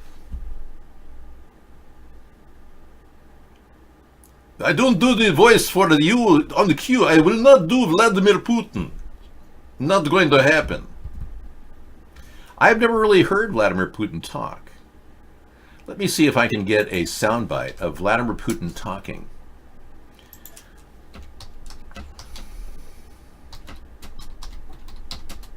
I don't think he speaks open English, but let's take a look.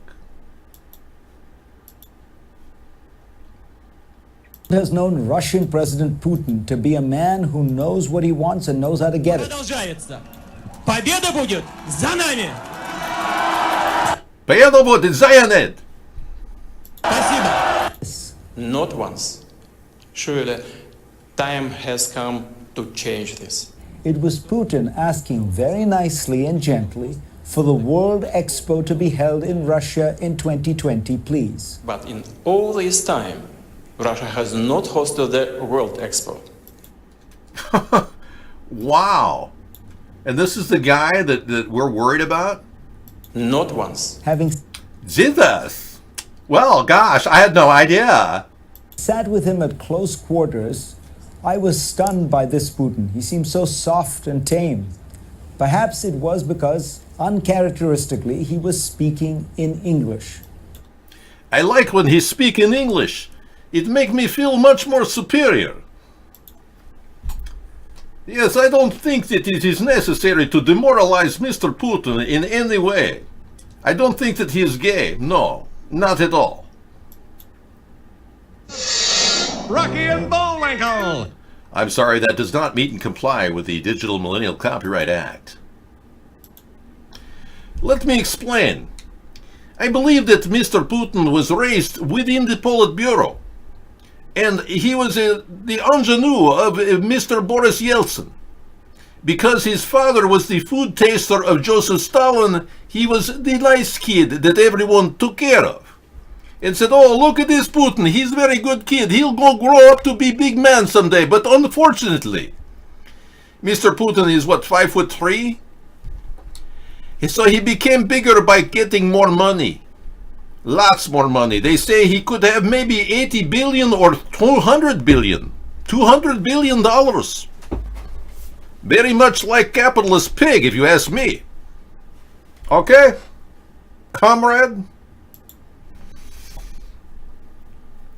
All right, so what else can we talk about besides the fact that Putin's owned by the Zionist elitist Russian oligarchs and Trump is owned by the Zionist elitist AIPAC oligarchs and the Russian oligarchs?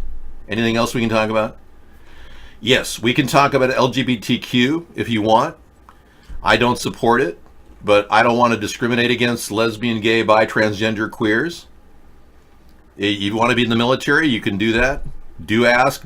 If you do ask, do tell. Everyone wants to know how you do ass.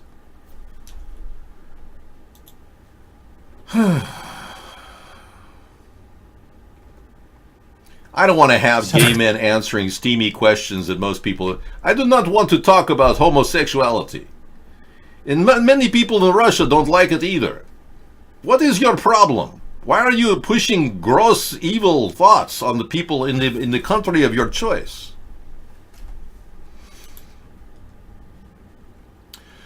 No, I just don't think we should support transgenderism among our people, and I don't think we should force it into our schools either.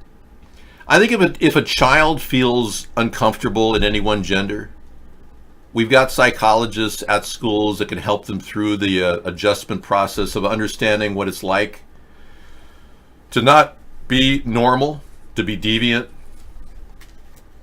A child doesn't know that they're deviant, and if we let them believe that, oh, they'll be normal if they're transgender, that's okay. We're sending the wrong message, because the normal is actually 95% of our population is heterosexual. 5% are deviant, and that norm is the ruling factor. Yeah, I'm speaking deviant statistically.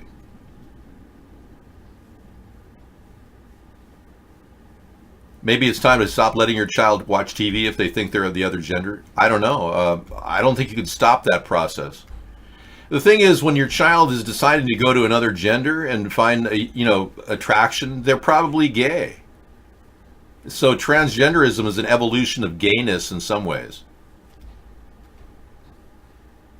Dave, we own the world under Obama. Trump's hates us. I don't hate transgenders. I've met a lot of them, and I feel your pain in some ways. I've seen the struggle that you have as to whether you want to keep your penis or not.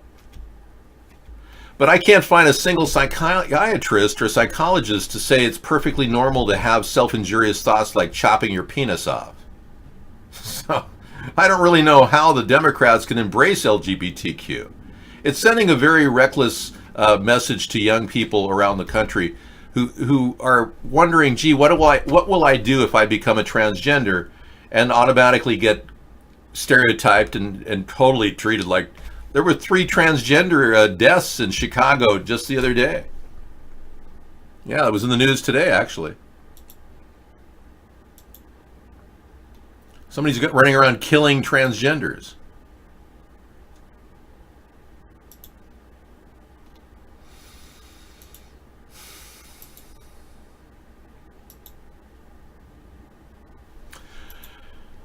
Last night we experienced something very weird. The internet, or it should be yesterday at noon, the internet went down. And Zero Hedge has a story here that says, did the government just test the internet kill switch? Yeah, well, if you're a Tape and Tucker there, Klaatu, I'm not here to tell you, don't enjoy wearing the women's panties in your drawer. That's not my thing. I'm not here to tell you what to do. Well, trannies have the highest rate of HIV. Trannies have one of the highest rates of suicide, 20 times higher than the norm. And the Democrats would like you to believe that it's because they're being prejudiced against, that they're suicidal. Oh, woe is me. They feel sorry for themselves. Oh. But that's not the case. The suicidal tendency comes from a tremendous feeling of being unaccepted. It's not like Mr. Rogers' Neighborhood and you got Tom Hanks. It's like, hi boys and girls, how are you? Would you like to talk about transgenderism? We accept you. I accept you as you are. Won't you be my neighbor? No, I think that's the wrong message to send. Oh, come on, Mr. Bottomtooth. You were allowed to talk, now you're removed. Mr. Milko. I don't need some silk underwear. I don't need to rediscover my sexuality. I know who I am and what I like. But if you have a real homosexual panic right now because you're eating lots of soybeans in your diet, just cut out the soybeans and the soy milk and the soy mayonnaise. You'll be so much better off. You won't have those homosexual thoughts. If you're in New Jersey or California, please disregard what I said.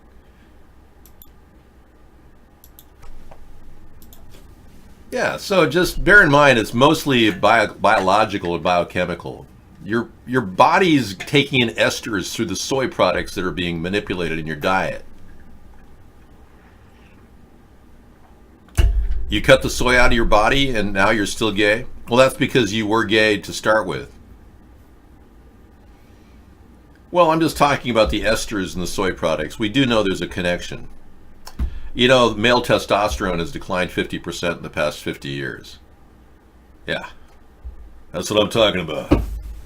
So I'm talking about how you're going to get back your male testosterone and be a lot more heterosexual.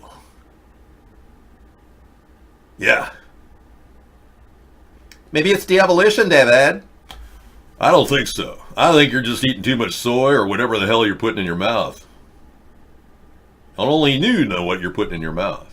When you're putting your pie hole. Yeah.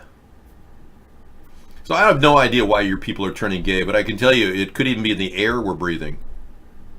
You don't know if they're manipulating our genes through the air we're breathing. I mean, there's got to be a reason why they're dumping chemicals all over the sky above us. Why are you dumping chemicals in the sky above me? Hello? Anyone there?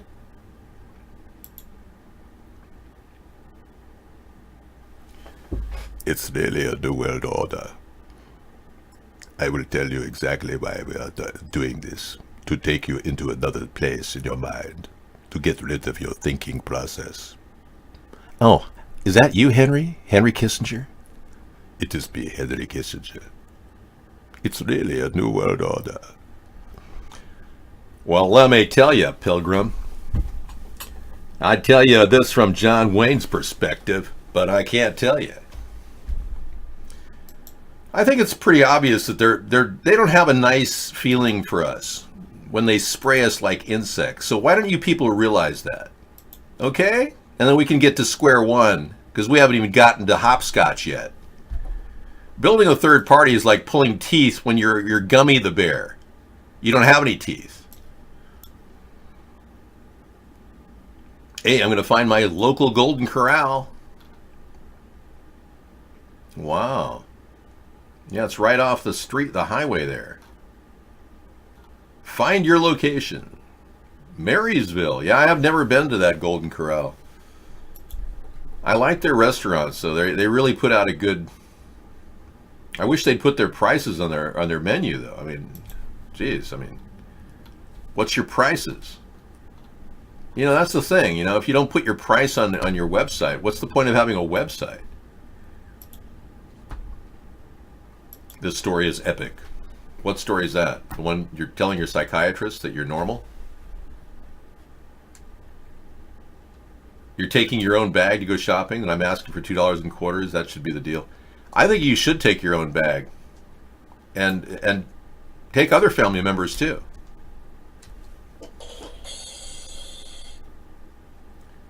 No, we don't do Australian accents. No, I'm in deference to the Australian government. I don't want to in any way get a cease and desist order from Australia, but I will add this to our link tonight. Sounds great. Will Wallaby there? Okay, sounds like fun. Thank you. Well, you iBlog people are stuck on the soy product in your diet, so apparently you can't advance to the next level. So the internet kill switch may have been tested. All these networks performed perfectly up until they blacked out. Facebook, Gmail, Google, Instagram, all at noon yesterday. So we don't know what's going on. And this could have been the precursor of yesterday. This could have been somebody with ATP bots. And today we had ATP, or all kinds of bots, I should say, not ATP bots, but net bots that came in and tried to shut down our Bond show. So it could have been the precursor of that.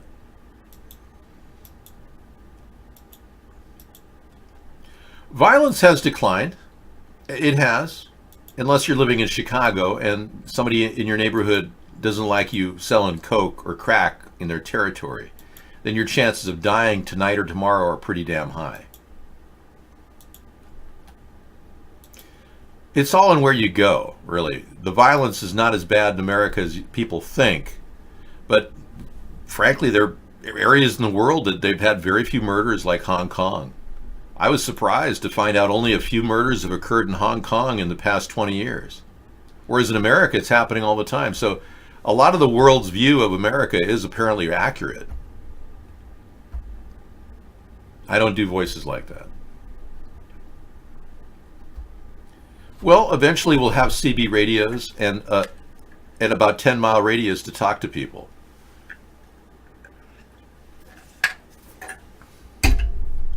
I am building level by level. I am orchestrating a very slow movement, similar to a bowel movement in many ways.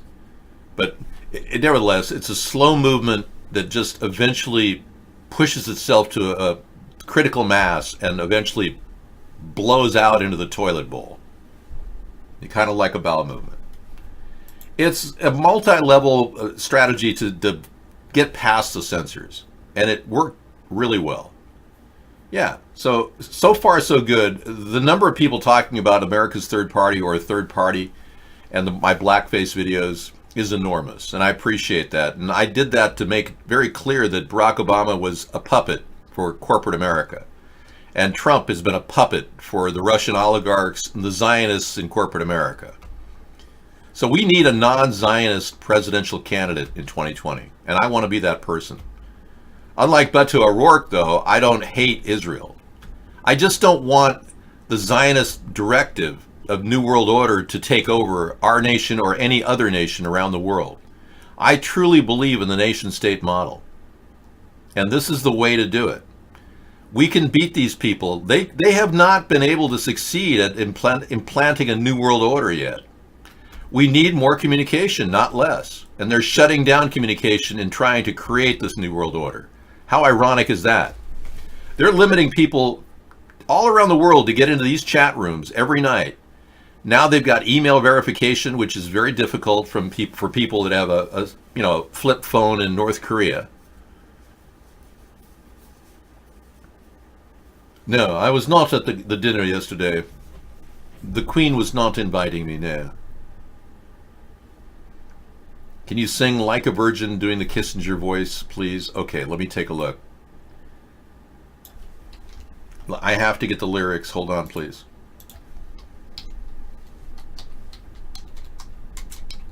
It's really a new world order.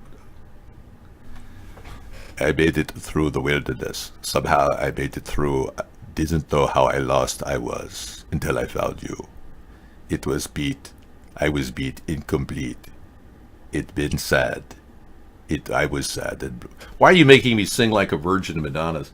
I can't do it. Unless there's a backbeat, I can't do it. And anyway, Kissinger does not rap. Okay? I'm the only one of you who's been mentioned in Rolling Stone in this entire room. Yeah, but they made fun of me. How is that benefiting me? I will not acknowledge that crap. No.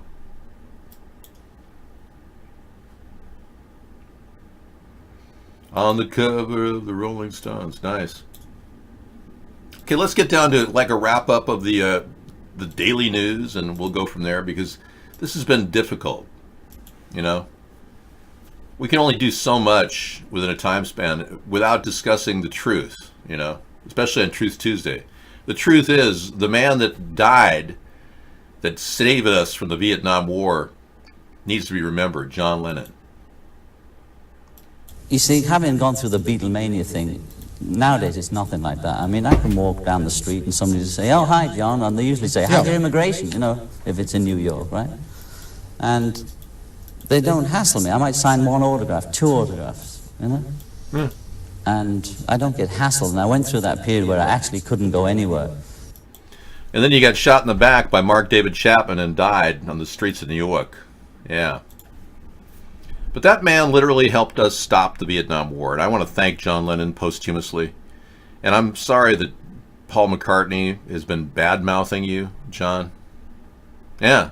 Making statements that, you know, like that you wanted to threaten to kill yourself jumping off a building. I mean, I don't know what's wrong with this guy, Paul McCartney. He keeps saying this stuff, and it bothers me, because dead men can't defend themselves. Yo, you're going to go to the Black Mirror episodes tonight? Are they going to start? They're going to be released at 2 in the morning tonight? Hot Rail says, Dave, have you ever watched people steal shit from Walmart? I didn't know Walmart sold shit. Are you talking about manure? I have never seen anybody steal a bag of manure from Walmart. Ever.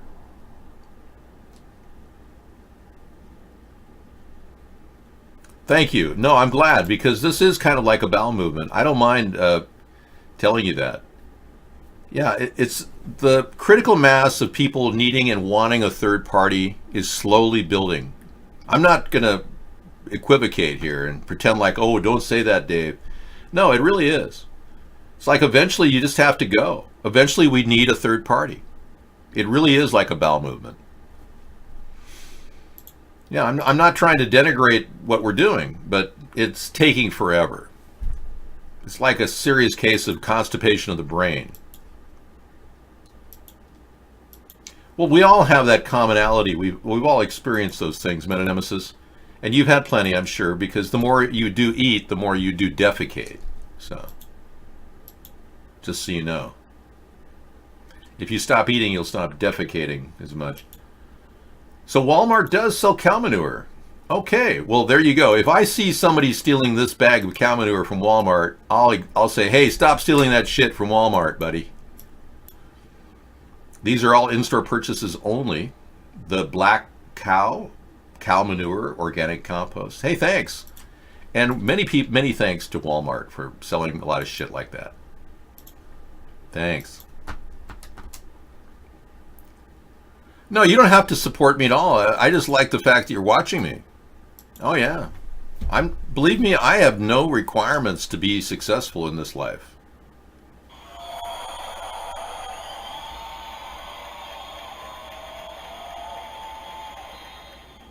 I'm already successful. Yeah, you know, I was successful when I was born.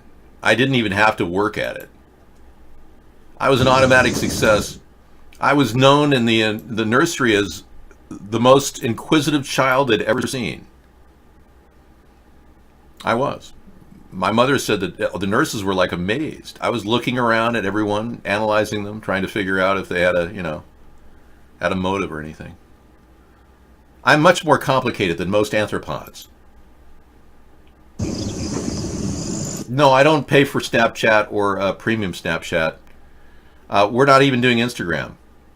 I'm protesting those networks because they're censoring keywords like anti-vax. Like I said, I was successful when I was born. My mother carried me 8 months during her pregnancy, 8.5 months, while designing the Apollo, Saturn, and Gemini programs. I was assisting her in her womb. Yep. I was already successful before I was even born.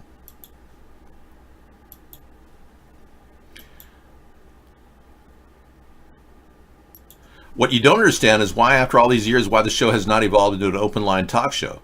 Because we can never get any decent calls from anybody. Most people are afraid to actually talk about the issues, and they're afraid to be heard.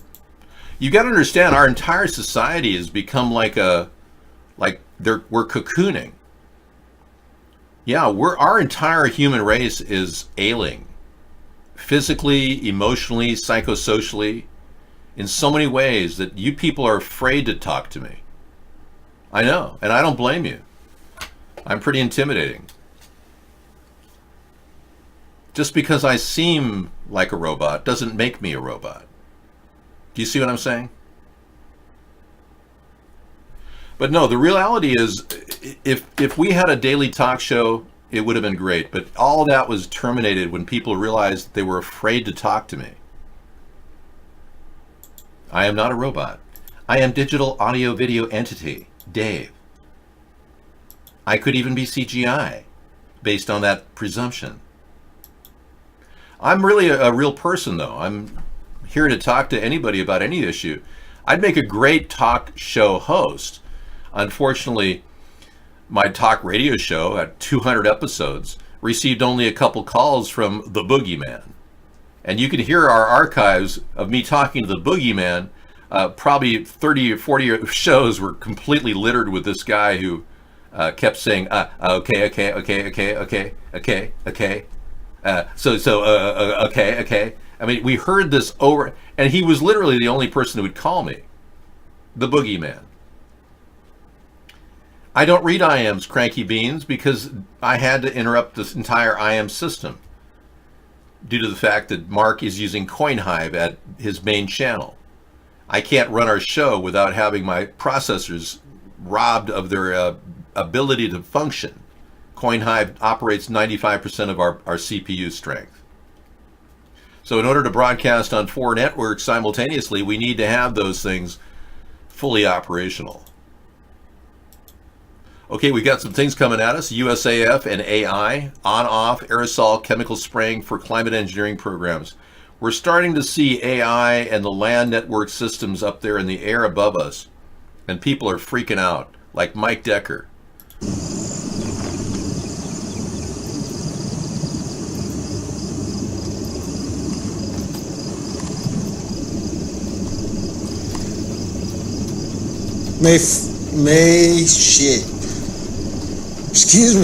June 4th. United States Air Force. Not on radar, of course. Sorry, shaky, didn't have time to set up my shit. Okay, well, he's got some good cameras. He's got some good shit. And he's going to set that up and show us all this weird predictive programming going on in the air above us, where they actually control the weather. Like my skies above me were covered with chemtrails today, which means we're going to be seeing probably a huge amount of rain the next couple days here in Washington. And I'll bet the coast of California is going to be drying up because that moisture belt shifts north when they do this. What are they using to attract water to our area? Silver oxide and silver dioxide, which is it's a combined element. Yes. And nanoparticles, yes. And aluminum. And I can pretty much look at my car after I give it a good clean washing. In 1 or 2 days, it's literally covered with aluminum dust. I can feel it on my hands like that. And I drive hybrid. So when I go down the road, it's important that I have a clean car.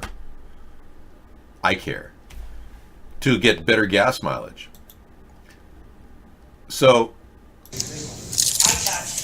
I don't care what you are. So I believe that it's just a good indication of what's happening. What's happening? Let's see what's happening right now in this liquor store. Let's take a look. Some guy's going to try to steal some meat in his pants. Let's take a look. This is from Hot Rails.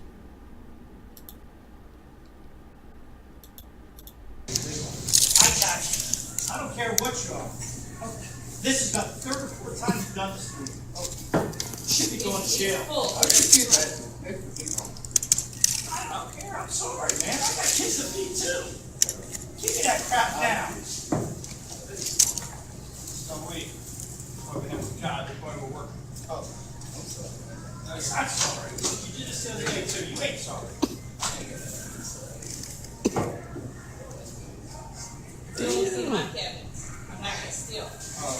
That's a lot of meat. Holy moly. Wow. Oh my God.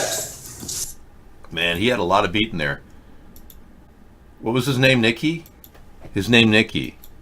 His name was Nicky, and he had a lot of meat in his pants.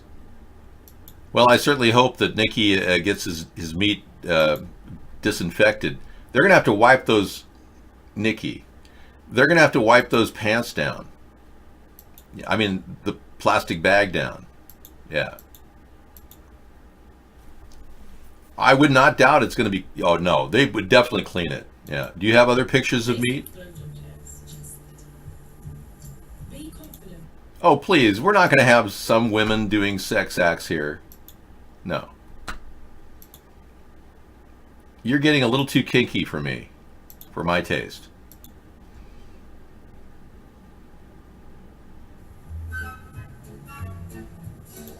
Bye-bye birdie? I don't think so. No.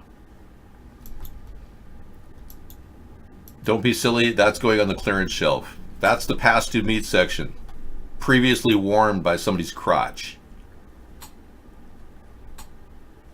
Have you ever seen this video that includes Lunchables made back in the 1990s? Mike, let's...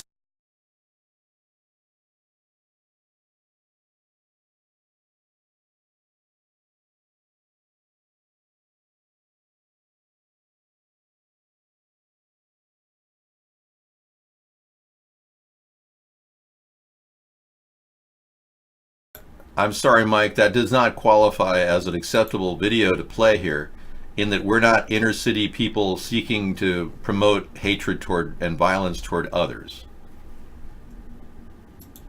Thank you. Thanks for your input. I'll see you on the flip side, brother. Well, this has been special and exciting. I'm having a good time just wrapping things up. It's about as meaningless as the White House or the Trump administration visiting the UK. Now I bring you a closer here, which is the best thing that's happened the past couple days. This 153 News video, news.net, has 2 Trumps. Alright, man. I do whatever you want, man. Check this out.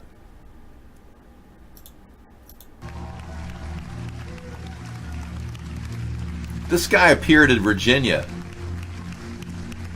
just a couple hours before Trump arrived in the UK.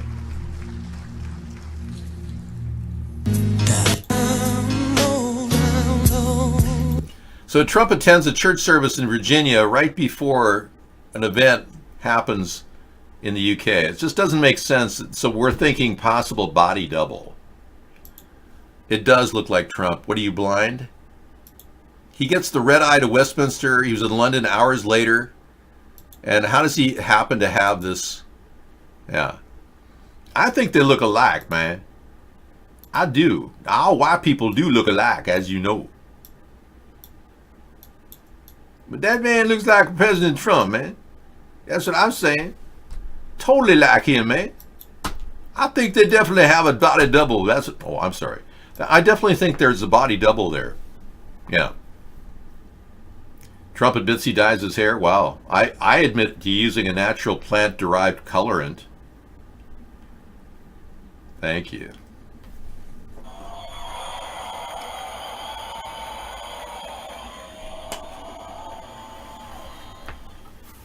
Yes.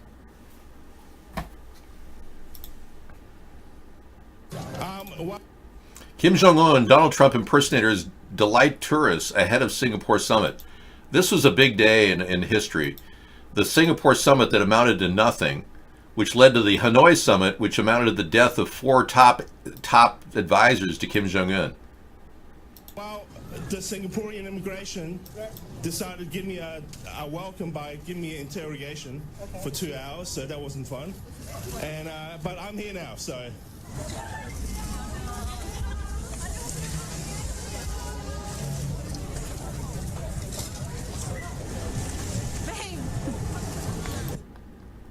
I don't know. That guy kind of looks like a guy who's had some serious Botox injections in his lips. The other guy looks more like Kim Jong-un. Yes. But in any event, Kim Jong-un did kill 4 of his top advisors after they were unable to clarify the needs of the Pompeo and the gang of mobsters that wanted to, do that big word thing. Denuclearization. The big word thing. I can't really say it because it's hard to pronounce. Apparently Trump can't pronounce the word denuclearization. It's too difficult for him to mouth those words. His hair defended, explained in his own words.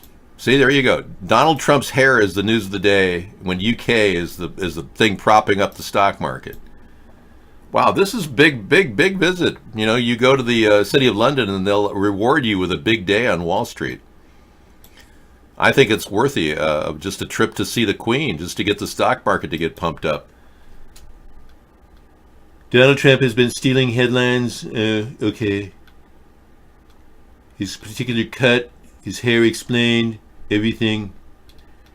Yeah, I like my hairstyle better than his. I don't really like his hairstyle. Okay. Yes. As everybody knows, but the haters, losers, refuse to acknowledge, I do not wear a wig. My hair may not be perfect, but it's mine. There you go. His ice bucket challenge. See, we finally found a conversation everyone can all find happy thoughts on. Talking about Trump's hair. Dave, do the gay Chinese robot tranny Negro Kissinger voice, Dave. I don't think I can do all those voices in one. I'm sorry. And the word Negro is inappropriate because it describes people that are to be respected. And I think there is a strong desire to treat all people as equals. Yes. I'd prefer the word black, if that's okay.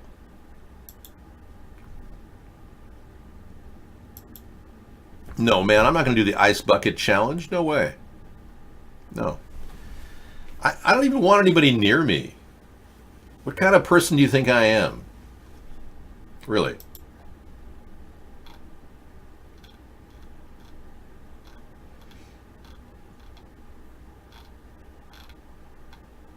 Oh, we better not miss the bald spot. This video was taken Trump going up to Air Force One.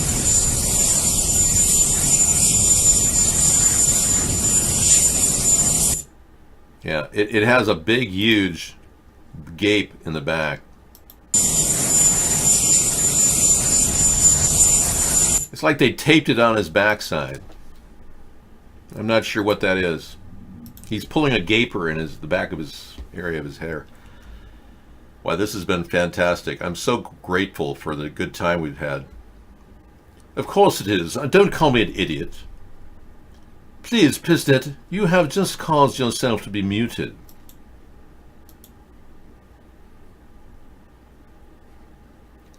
Okay, you do think people take things too seriously in the media, though people need to wake up and realize a lot of it is hyped or lies? I totally agree. Yeah, we've got a real problem with the liars in the country.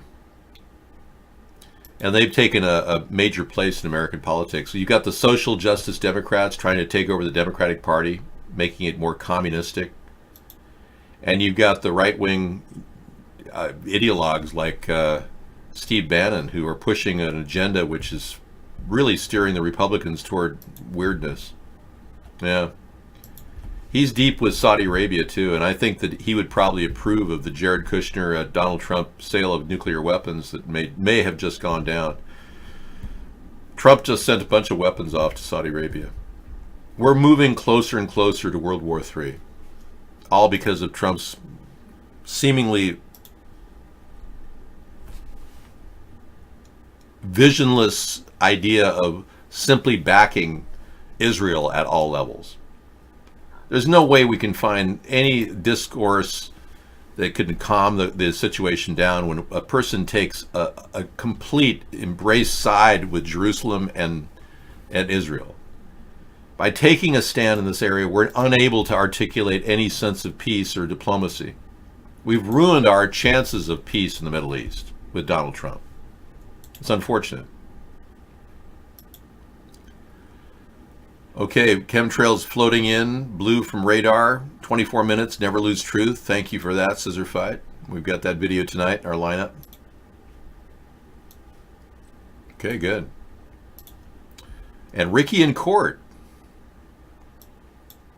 I don't care if Cookie Lipschitz votes for your me. expert testimony and for We got Ricky in court tonight.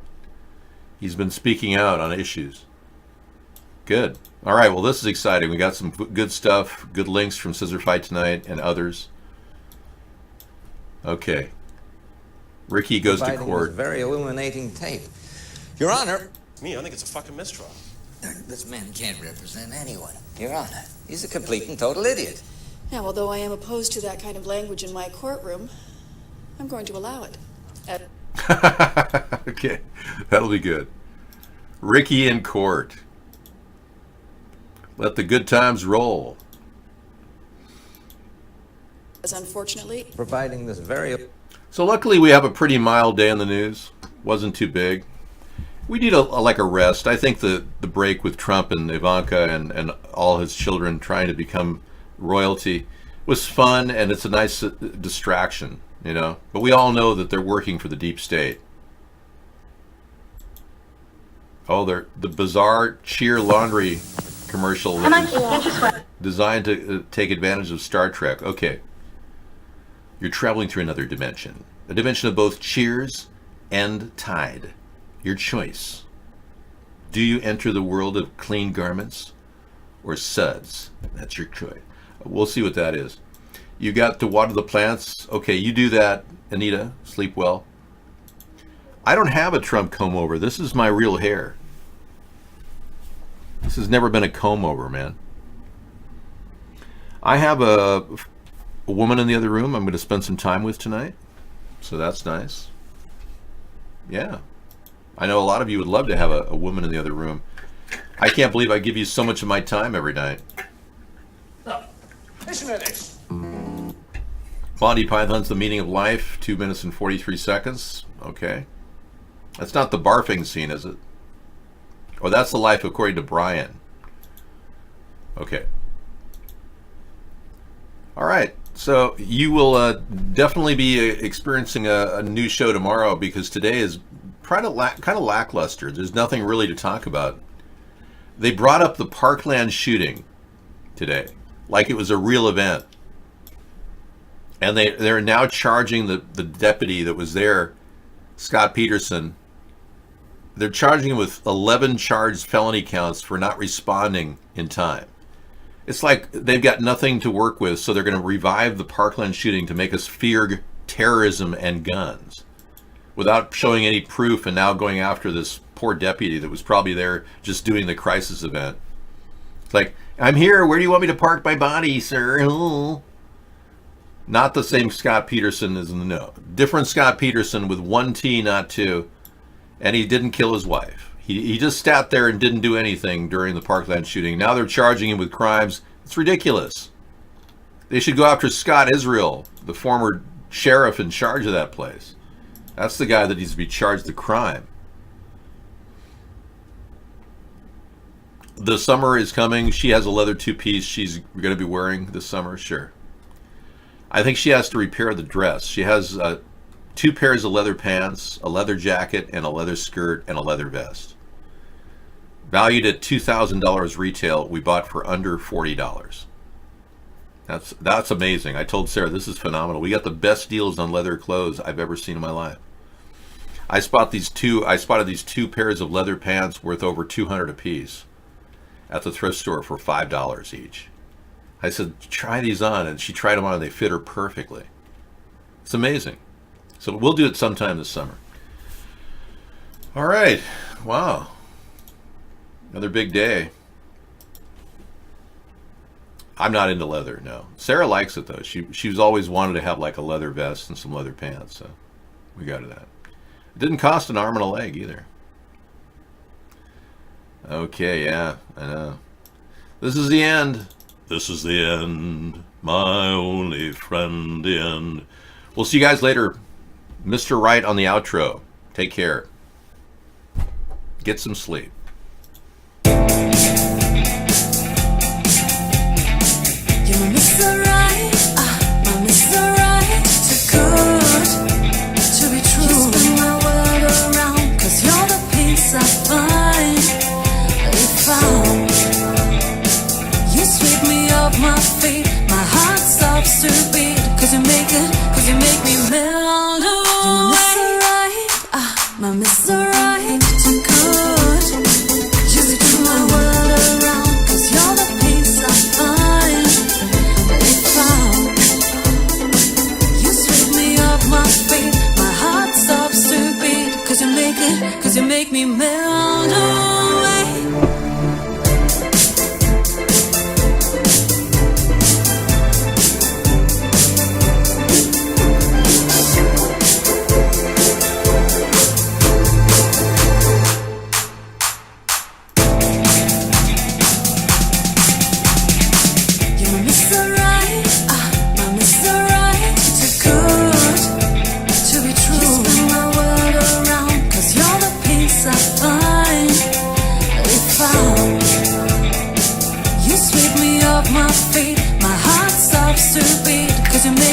Cause you make me melt away. You're my Mr. Right, my Mr.